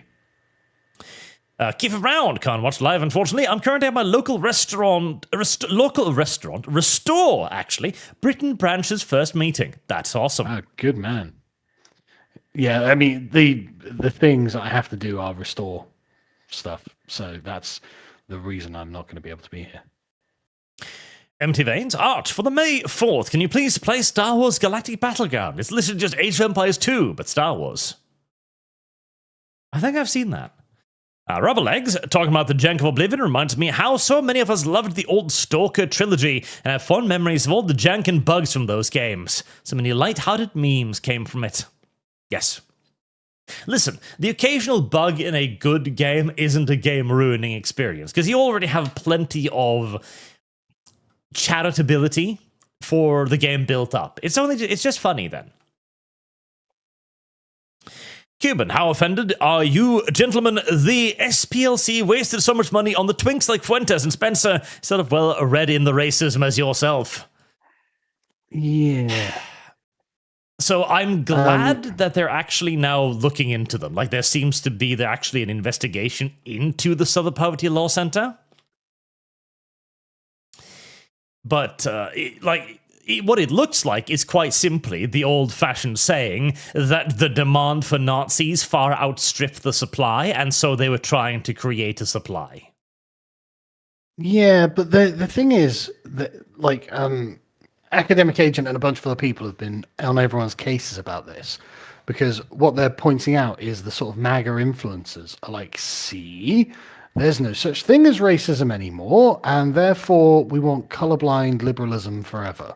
And it's like, okay, I mean, that is basically the heart of MAGA, but that's actually not very useful outside of America. I mean, it's not even useful in America, I think, at this point, because America is like 57% white, right? So it's like, if you can't talk about the changing demographics because you've got colorblind liberalism, well, it's still globalism by another name. And that is a fair point, actually. Yeah, there is a question to be raised whether or not the age of colorblind liberalism has passed. And it seems to have done. So... Sinestro. I dread Elder Scrolls 6, considering Bethesda has a trend of downgrading with each consecutive game since Morrowind. Yes. I mean, hell, the people who played Daggerfall would even argue that Morrowind is downgrade. Yeah, no, they would. And, like, it's weird. Like, the more jank that bloody what's-her-face, Bethesda, take out of the games, the more streamlined they're able to make the games, the less enchanting the games are. Yep. Isn't that weird? It's a complex issue that has a lot of layers to it, and many of them are just related to soul, and soul is one of those words that don't mean anything, and yet it means everything. Oh no, it's important. Actually, I think you hit the nail on the head there. It is genuinely about soul, and it's like, right. But I actually want to play the games of soul. Like some of the conversations and some of the events in Oblivion, like there are some such funny Oblivion compilations where the NPCs are like saying something and then like a trap triggers and they just die instantly, and it's like fucking literally howler sort of funny. And you just don't get that in Skyrim. And it's like, okay, I appreciate that you've taken out the jank, but I was enjoying the jank, so... Yeah. And I think an aspect of Soul came from challenge, where back in the day, making a game was really fucking hard, and it required a lot of effort, a lot of bug fixing, and a lot of continuous attempts to make the thing work, even. And that created a connection to the game that we don't see today when everything is just a slide effect tree in Unreal Engine. Yeah. Yeah, and like the consistency of everything is not good, actually, because it means that unexpected things don't happen, for a start. Which is where the genuine sort of novelty and excitement of anything comes from, is it being unexpected. But also, again, like it's the charm, isn't it? It's the soul. Like it feels like it's almost robotic. I'm actually starting to think there might be a connection with this and how we'll look at AI in certain cases. Where when an AI, like how you can look at art and determine it's AI in many cases, because it's a little bit too perfect. There's something about that robotic nature. Yeah, too smooth, yeah. Yeah, too smooth, not like living enough. Yeah. There's something about that just doesn't feel quite right. Yeah, I think there's something to this. And the sort of organic nature of life is the roughness and the unpredictability of it and stuff like that. And I think Bethesda games have lost that. Yes. Yeah, they have. Like, Bethesda definitely has. Whatever magic they had has been lost quite a while ago. Yeah. Yeah, agreed. Blueberry Cheesecake Supremo. Arch and Carl, how's the skirmish game coming on? Pretty good. We talked about it briefly before we started today, actually. You're doing quite good. Oh, and by the way, I did send you some more art on the game too, so check that out, Sargon. Oh, okay. I haven't looked, so I'll check that. We are developing. We are doing things. Yeah, no, it's all going really well. Sandu, my issue with Skyrim is that all the quests feel so damn disconnected. Like I'm the leader of most of it, if not all the groups in the game, yet my character gets bossed around by some washed-up blade woman. Just sorry, quick thing on this art. Which was the artist that did this? Kevco. Right, I thought it was. But it's like, for anyone who doesn't know, Kevco is amazing at doing vehicles. Right, amazing. Genuinely like a savant at doing vehicles. We tried to get him to do characters. No good at all. And don't get me wrong, love his vehicles. His characters went great. These buildings are pretty great, though. Yeah, he's looking like he's going to be quite good at cities, too. Yeah, I like it, actually. Yeah, he's great. And he's so good. Disconnect. See, somewhat like, because one of the things is that you were always supposed to rise to the top of your thing. Like, you always rise to the top of the Thieves Guild, the Mage Guild, etc., because that's like your journey, right, to master the thing. Yeah. Which is fine, but it always felt like you were actually rising through it. In Morrowind, when you became the head of the Mages Guild, you'd done some shit to earn it. I feel like there's too much handedness in something like a Skyrim. Like, you kind of rose to the top of the Winterhelm College, not because of magic achievement, but because it was being attacked and you were the one who fought back and defeated them. It's like, okay. I mean, that is an achievement. Does that make me the boss? Yeah, there's no feeling of progress in the runs. Like, okay, I saved the thing, but that doesn't mean I run the thing. Yeah. I barely did any magic to do it. Yeah, no, totally. It's gutting, honestly. Like, you genuinely want them to just kind of fix the niceness and the smoothness about their own games. And it's so counterintuitive as well to try and explain it. Yeah, because it is like, it was one of those things where if you tell this to a gamer, he knows exactly what you mean. There will be no confusion. But actually verbiagely explaining this and making it make sense is fucking possible, it seems like. So what this is aesthetics, right? Aesthetics isn't just the look of a thing. Aesthetics is actually the aesthetic experience that you have is always drawn from non-aesthetic qualities. So it's a first personal experience. It's always subjective to you based on non-aesthetic objective qualities. So this is one of those things where it really comes down to, like, I have to describe it, like almost kind of luck of the draw a lot of the time. Like, you don't even necessarily know what you've done to get the effect that you have. But it can be like when you're looking at a painting and you don't notice the brush strokes or the very subtle bump on the brush, but it all gives it a kind of patchwork feeling. But that patchwork feeling kind of gives it like a blurry effect, so it draws the thing together, right?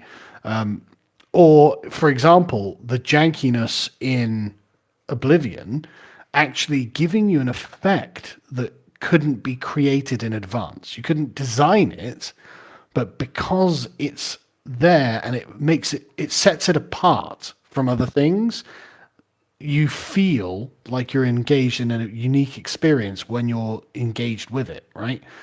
That's what aesthetics is. Like, that's the philosophy of aesthetics. And it's actually a really difficult to pin down, right? There's nothing propositional about any of this, so it's hard to actually explain properly. But this is a whole field of philosophy, and it's my favorite field of philosophy as well, because there's genuinely something to it. Look, this is where the magic of the human experience lies, And this is what we're trying to get across to Bethesda here. It's like, no, you've got to understand. It's not one piece, but it's when you put all of these pieces together and then I do something to interact with it, something kind of magical happens, and I have real fond memories of that. But it's hard to explain because I can't just list the pieces that make the effect the complete whole. Yeah. Yeah, absolutely. Marine Alva, SPLC, we was clans and shit. Well, if there, listen, if there weren't any clan, there wouldn't be any Southern Poverty Law Center, so... Yeah, but I think that the critique on that of they're going to use this to essentially stamp down on nativism is a good one, actually, and is important because we are in a position where I think we do need some nativist sentiment. I'm not saying we have to go like, insane to the right on this, but just an understanding that actually the sort of native peoples of countries have a collective possession, which is, I think, what the actual truth of what underpins this sort of area of politics is important. And what the MAGA types... MAGA is a very liberal movement, right? It's a very, atomic individual movement. And that's not sufficient for the current time and place that we're in. So there is something to this critique. Diswiz, God forbid, when men play pragmata and want to have family raise kids, some femcel like Mary Morgan chimes in to say, actually, wanting a baby is a female thing and you are a pedo if you think so. Yeah, this is awful. I did see that. Yeah, I say this as a dad with a bunch of kids. It's completely normal to love being around your kids, find them utterly adorable, and really, want to protect them. It's completely normal. In fact, you are abnormal if you don't have these feelings. Yeah, no, and the leap too, the entire idea of, because I saw the original tweet on this, which basically went like, if you want a child as a man, you must want so for sexual reasons. Like, what? That's awful. That is an absurd leap of logic. Yeah, and it's what a horrible fucking thing to say about anyone. Yeah, it is an insane leap of logic, and it feels, because the thing is, I remember mentioning the aforementioned homosexual adoption thingies, and I can't help but think that this is projection on some level. No doubt that it is. But it's also a way of making sure that men don't get something they like. Because again, all of these things, describe it, they're about making sure that only women get anything good and noble and wholesome, right? So it's about denying men that thing that turns them into patriarchs, because it's when you have a family to care for that you unconsciously move into the patriarchal mold. You can't help it. You naturally become a patriarch. And that's what they're trying to prevent. And they're trying to do it by calling you a pedo. And it's like, no, that's not at all appropriate.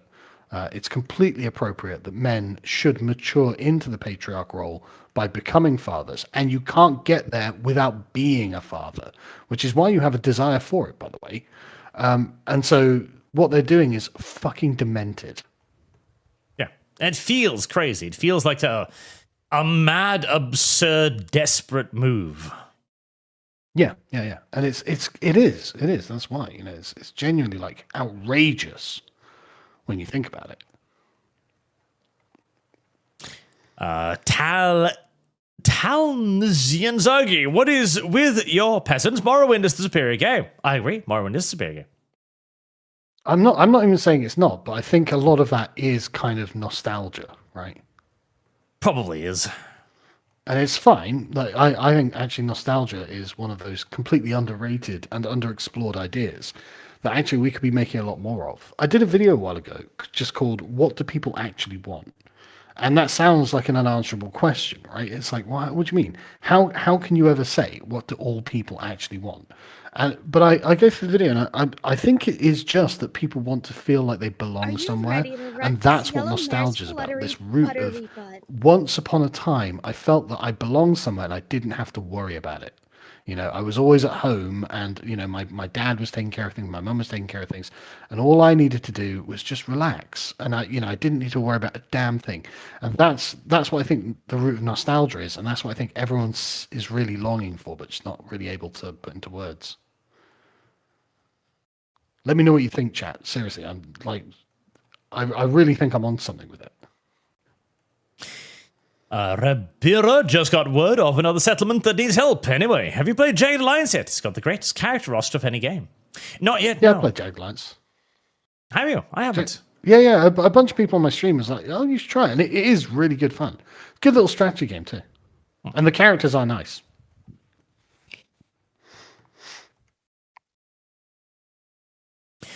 I shall have to try it out sometime then. Yeah, it's good. Marksman, it was when Yasuke was about to fight some bandits in town. Fight music plays. Hear Japanese string music, play with rap music on top of it. It's all they know. Rap, and more rap. That's fucking abysmal. The only thing of black culture that is understood is they speak rap music. Yeah, they rap. Notorious becomes a member. Welcome. Thank you. Sujard, Carl, if you want to run LLM AIs as natively on a computer, LM Studio is free and easy to use. You can download a wide array of LLMs. I appreciate that. Thank you. Alex Anderson, Milord versus My Lord. Different classes and speech. Yes. That was actually a great touch in the Game of Thrones books as well, when Lionel is instructing Arya, like, little peasant girl says, Milord. That was a good touch. MJ Bull, from media I have seen recently, they may not be well read enough to know the historical origins of words like Jarl. That is a great ignorance. I mean, it's entirely possible. And, like, I did...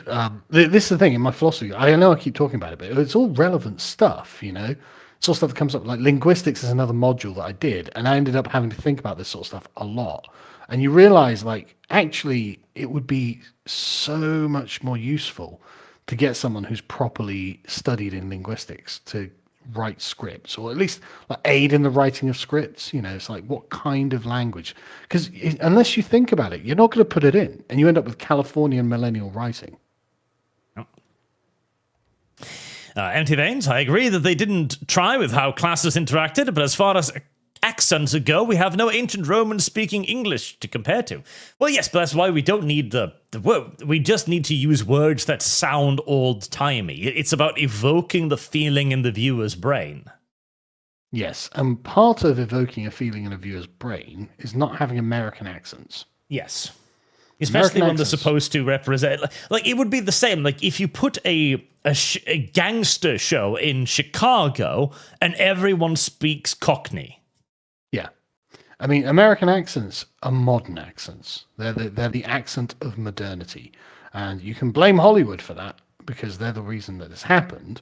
But this is the accent that people associate with modern life. And so when you put it in a historical setting, it sounds weird and alien. And that's why British accents tend to get substituted for them. Alex Anderson, you see it very commonly with modern villains. Woke culture cannot allow any form of problematic stuff, even from villainous characters. Yeah. And you think it'd be the quickest way to represent them as a villain. Yeah. Again, that was the funny thing about the TV series The Boys, when they had the actual Nazi hero, Stormfront. They never allowed her to do anything actually Nazi, though. Yeah. Like, the worst she could do is, like, you know, those people. Like, okay. Yeah. Can you not say something Nazi? I mean, you'd think that a Nazi would be saying lots of Nazi things. Yes, what is your hesitance around this term? Yeah. Mr. Rich Low Pitch, I don't know a lot about programming or web design, so I'm being genuine when I ask, how hard is it to make an alternative website for mods? There are a few, but the problem isn't making it. The problem is making it popular. Because people, by and large, are lazy. They'd prefer to get everything they want from the same source. That's why Steam is so popular. Oh, God, it's so good. And so long as Steam just allows anything and everything to exist on it, there's no reason to switch. The problem with Nexus Mod is it got big. It became the site, and then it started acting out. And now most people are just very hesitant to bother moving because this is where they are comfortable. I fucking hate Nexus mods. Don't And we need to build a golden throne for Gabe Newell, man. I don't know what's going to happen. Oh, yeah. When Gabe Newell dies, we are all in very deep shit. Yeah. It's going to be fucking awful. Day in the life of the TW. Honor the flag, Arch. See that pride flag? You can honor it. I find it screwed if you haven't honored the flag. Honor the flag or there will be consequences. Yeah, Why haven't you so honored good. the flag yet? Yes. But when it's on us, my orc in the fortress of Isengard working hours continue to prevent me from watching these live. Remember, Arch, Redguard lives matter. Redguard lives matter. So honestly, it's such a good parody. Marksman, Arch, it's why you don't ask a racist what race his girlfriend is. It's actually not racial superiority of only half. It's the desire to racially outbreed by breeding the other race into your race. It's where the term bleaching comes from. Well, honestly, though, a lot of what is called racism is just the understanding that there are two groups at play at the moment. Like, you know, there's one group and there's another group, and they're different. That is what is called racism in a lot of discourse at the moment. And it's like, okay, but that's normal, right? Recognizing there are two different groups, like, you know, more than, you know, that's completely normal. And it's actually freakish to not be able to identify that. Yes. Yokota, you were talking about Tom MacDonald? Here. I have heard some of his stuff, and it's pretty good. He's another one of the white rappers. Well, he puts it to, like, modern music, doesn't he? So it's not Yes. like it's a classical... It's not what you're thinking of. It's still what I would broadly refer to as black music. Yeah. Have you ever read Julius Evola on this? I have not. Unironically, I think you'd really enjoy his perspective on it. Did he write about black music? He did. And now I am intrigued. Yeah. And American culture more generally. Bamba. New metal is metal with rap musics. Rap lyrics. Yeah, new metal is a kind of colonization. That's a good point. Alice Anderson, rap is like a mountain, mostly black, white on the top. I mean, that's true.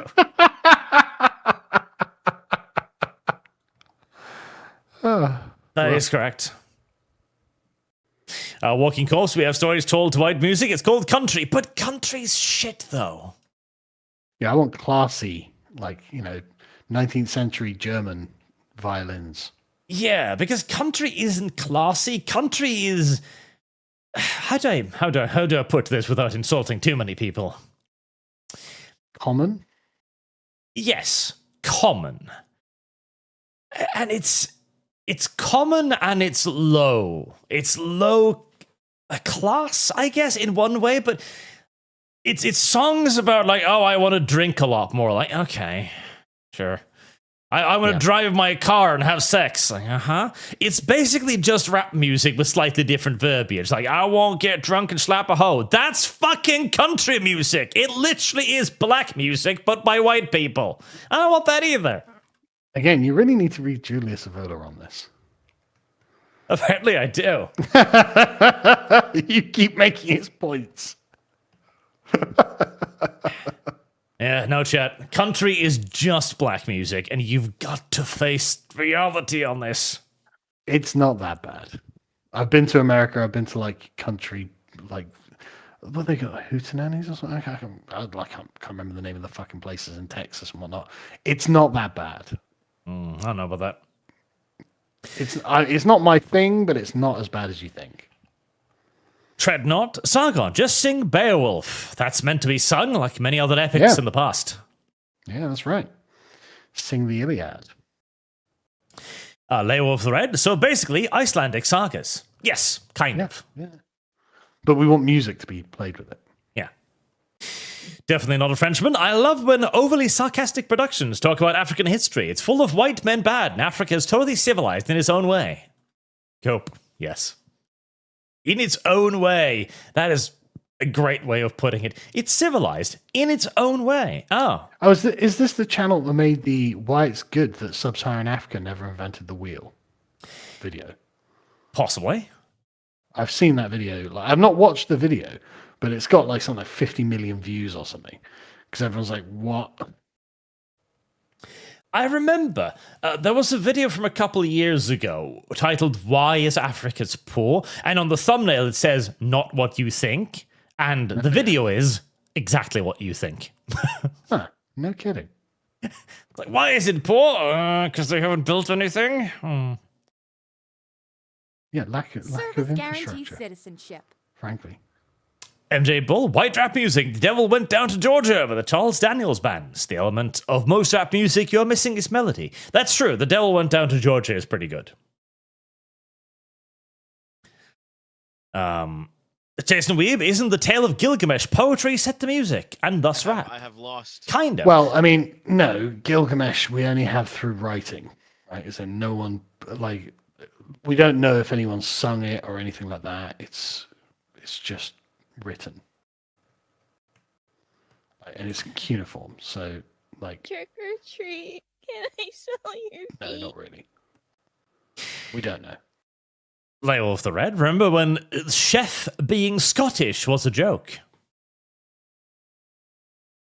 Rafael da Costa, Jaina P for cow. The reason why the R thing is bad is because it breaks you, and that's why it's worse than the D thing. Sargon, you know this. You did a stream and island artwork made by Mr. E's Little Helpers. Yeah, but I think that being killed is worse than being emotionally scarred. It does seem logical, doesn't it? I think just given the choice, would you rather be emotionally scarred or killed? I mean, I'd rather be emotionally scarred. So, Luxon, WTF cringe ironic Skyrim slop mod is this? I don't even know. I'm assuming it's just a mod pack that he himself created specifically for this video, I hope. Yeah. For sure. I mean, it was brilliantly done. Reverend Knowles, you missed the ending when the game crashes. Game crashes. Skyrim did crash on occasion. You know, I never had too many problems with Skyrim crashing, actually. MacLeod. There you go. There needs to be endless clones of this channel that just rips all of his content. Zero editing, yes. The Hassan Piker 2 channel. I feel like he'd be upset about that. Well, hang on a second. Why not? Like, why can't I just start a Hassan Piker Clips channel and make all the money off of it? He doesn't have any copyright over it. No moral copyright, anyways. Yeah, what moral claim could he... In fact, that would be a really good way of flushing him out, actually. No, I'm stealing from the rich. Yeah, I'm stealing from the rich. And if Hassan Piker strikes you and gets your channel taken down, well, there we go. Mason Miller, I expected a severed head to gasp out, I can't breathe. Marksman, Sargon, Frank Zanu has been uploading response videos to discussion videos he has. One is titled Only Former Colonials Could Have Made Africans Better. He responds to Ghana professor complaining about the British whilst in Britain. You'd love him. Okay, I don't know who that is, but...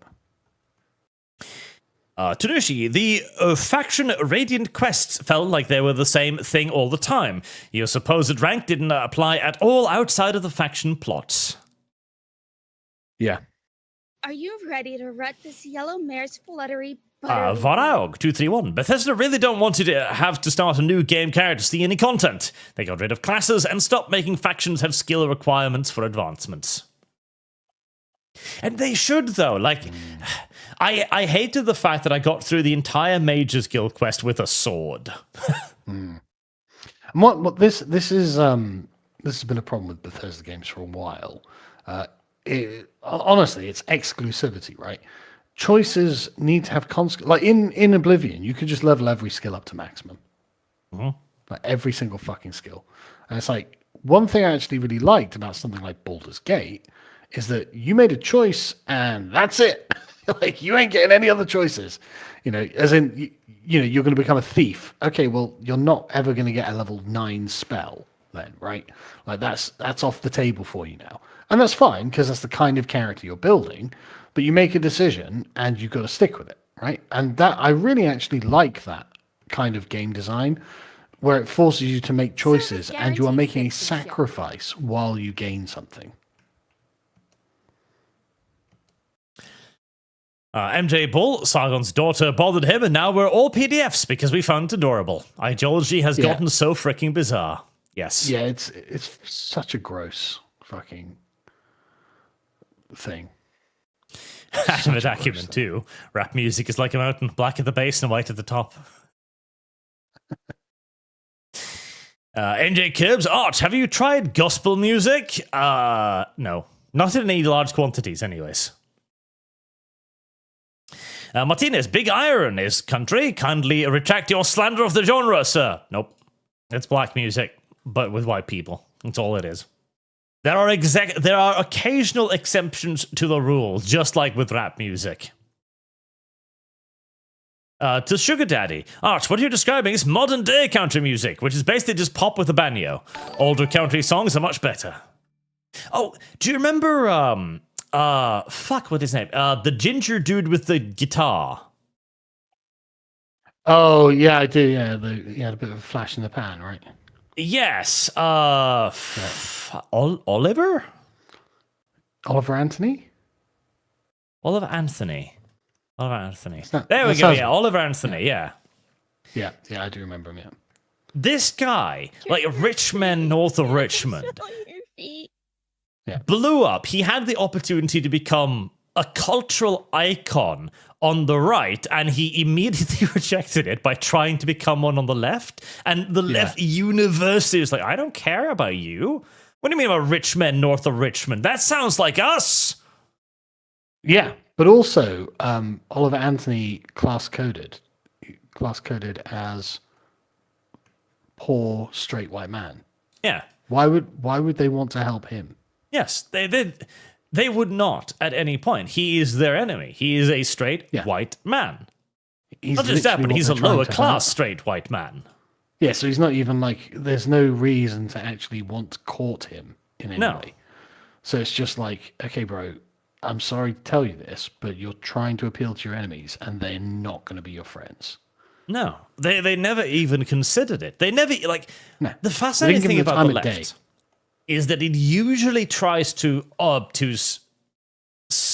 infiltrate and claim almost anything to some degree, even when it is actively hostile to them. Like in video games, even if the video game is actively hostile, they'll usually at least give it a quick go in an article here and there to see what they can get away with. Yeah. In this case, nothing, because he was that much of the classified enemy. Yeah. I mean, like, he's just, everything about him was enemy coded to them. Like, they couldn't see him and not read enemy. No, like living out in the bush, living off the grid, trying to be independent, talking about his family. Yep. Every part of him was the exact opposite of the left. And probably because he was completely stuck in progressive morality of the modern day, he simply didn't understand the position he found himself in. Yeah. And so the left were just like, no, this guy's an enemy and we want nothing to do with him. And it's like, okay, well, I'm sorry, buddy. Yeah. So he kind of just disappeared. That was a weird thing. Tangentially related to the country music thing. Yeah. I mean, he's probably still got an audience and everything, but like, you know. Yes. I mean, I'm sure he's earned probably, how many millions of views did that video get? That probably generated him a nice lump sum just there. Yeah, got a lot of views. Immortaku trying to get Skyrim working with many mods right now. It is a bit of a pain. Yeah, I never used to play it modded, so. It's quite a bit of work, but it does make the game better in many ways. Critical Log Theory, down with the Sons of Skyrim, free the Forsworn. That's true, the Forsworn are like the original Sons of Skyrim. But before then, too, there's the Thalmir, the old elves, so. MacLeod, MacLeod. MacLeod. Fallout 3 had consequences for your perk tree. Once you chose a path, that was it, and you had to stick to a build. Yeah. Also gave you reason to try and play the game in different ways. Yeah, it gave it replayability. Marksman of 117p. Sargon, Frank Zanu is the African professor. Okay. Oh, is he that guy who goes around telling Africans that Africa sucks? Yes, that's the guy. Right, yeah, he's fucking hilarious. Marksman. Rap and country are both the musical poetry of the common people. That's why all the rap and country have a class, and all of that has been washed out by Hollywood, and both are now mostly trashy slop. The genres were murdered in front of our eyes. True, yeah. And finally, simulation. Lin58. Fun fact, Japanese maid cafes are essentially, I'm presuming, the same premise as the American restaurant Hooters and Twin Peaks. Also put this to Nia from Arknights for the calendar. Very well, I shall do. I mean, the concept itself is pretty simple. It's like, man goes out to eat. Maybe man would like to look at tits. It's a wild assumption, but you might be onto something occasionally. Although supposedly Hooters is not going very well. Well, I mean, in the age of OnlyFans, why would you bother with Hooters? That's true. Like, listen, there's a lot of tits on the internet right now.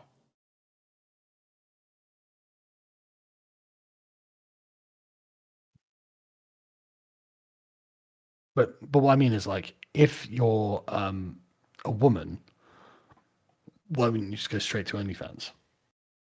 Oh yeah, that as well.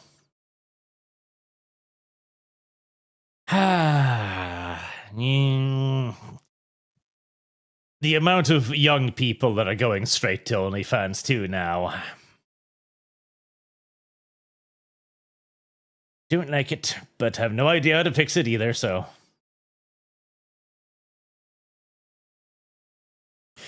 Alright. Wall chat. With that, we are at our end, and on more or less time this day, which is unusual and quite nice. Wait. Why is YouTube blinking at me? Oh, it's added a new feature. Okay, well, I'm going to ignore that for the time being. I've done a thing. I'm sure you have. Oh, I hope it's not bad, YouTube. I hope it's not bad AI. too. Lots of people are worried about your AI. There was I was about to call it funny, but it's actually really not funny. There was a tweet on YouTube the other day where some guy who had been fighting to get his channel unclaimed because the AI had identified it as AI, and he's like, listen, I show my video on camera all the time. It's not AI channel, it's real. Yeah. And YouTube had sent him a email saying, "Oh, we've checked it. We agree with you. We're obviously going to reinstate your channel. You're your partner again now." And he was out of his mind with happiness, of course, joy, like, "Oh my god!" And they were like, finally. "We sent it to the wrong guy." Yes. Fuck me, man. I retweeted that being awful. Yes. Awful. How? Like, holy shit. You ever treat an employee with this kind of callousness? It's just fucking horrific. Like, it's incredible because he was like at the top of the world for 5 minutes. Like, oh my god, my livelihood back. I can start earning money doing what I love again. Like, overjoyed. Terrible. Only to get another email saying that, oh, we sent the wrong AI generated response. I'm sorry. You're still fucked. It's like, oh god. Fucking That's so horrible. So horrible. That is the stuff of unironic nightmares. Yeah. Just. The fucking cruel, like, and what I want to point out as well, like, this is going to be just the casual cruelty of the AI future, because I guarantee you, companies are more and more going to use AI for everything when it comes to customer contact, because it's expensive to hire 100 Indians to answer the fucking phone. But it costs nothing And to the thing use is, AI. in most in most cases, like the AI probably can solve a bunch of the problems, right? So, like, if it's just, oh, there's on my account or blah blah blah, whatever, it's something trivial. The AI probably can fix it, but holy sh! Comes to the AI being the thing that checks to see your AI. Oh, come on. Come on, that's fucking evil. And it's just so casually cruel as well. AI has no understanding of human suffering, and so it's going to have no compunctions to engage in course of actions that will cause enormous human suffering. And the only hope we have is that we'll patch this shit out before it becomes too big of a problem. Yeah. The future. It's a dark and... people are getting their lives ruined over this.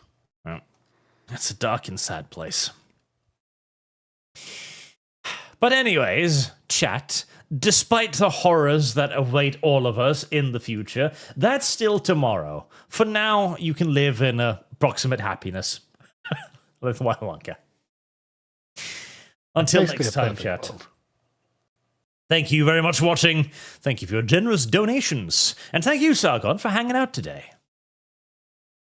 Always a pleasure. And I'll see all of you guys again very, very soon. Tomorrow, probably, as we've got another video coming out then. Another long-form video chat. So if you're interested in more long-form content, make sure to watch it, like, comment, all of that fun YouTube algorithm things. Have a good night, chat.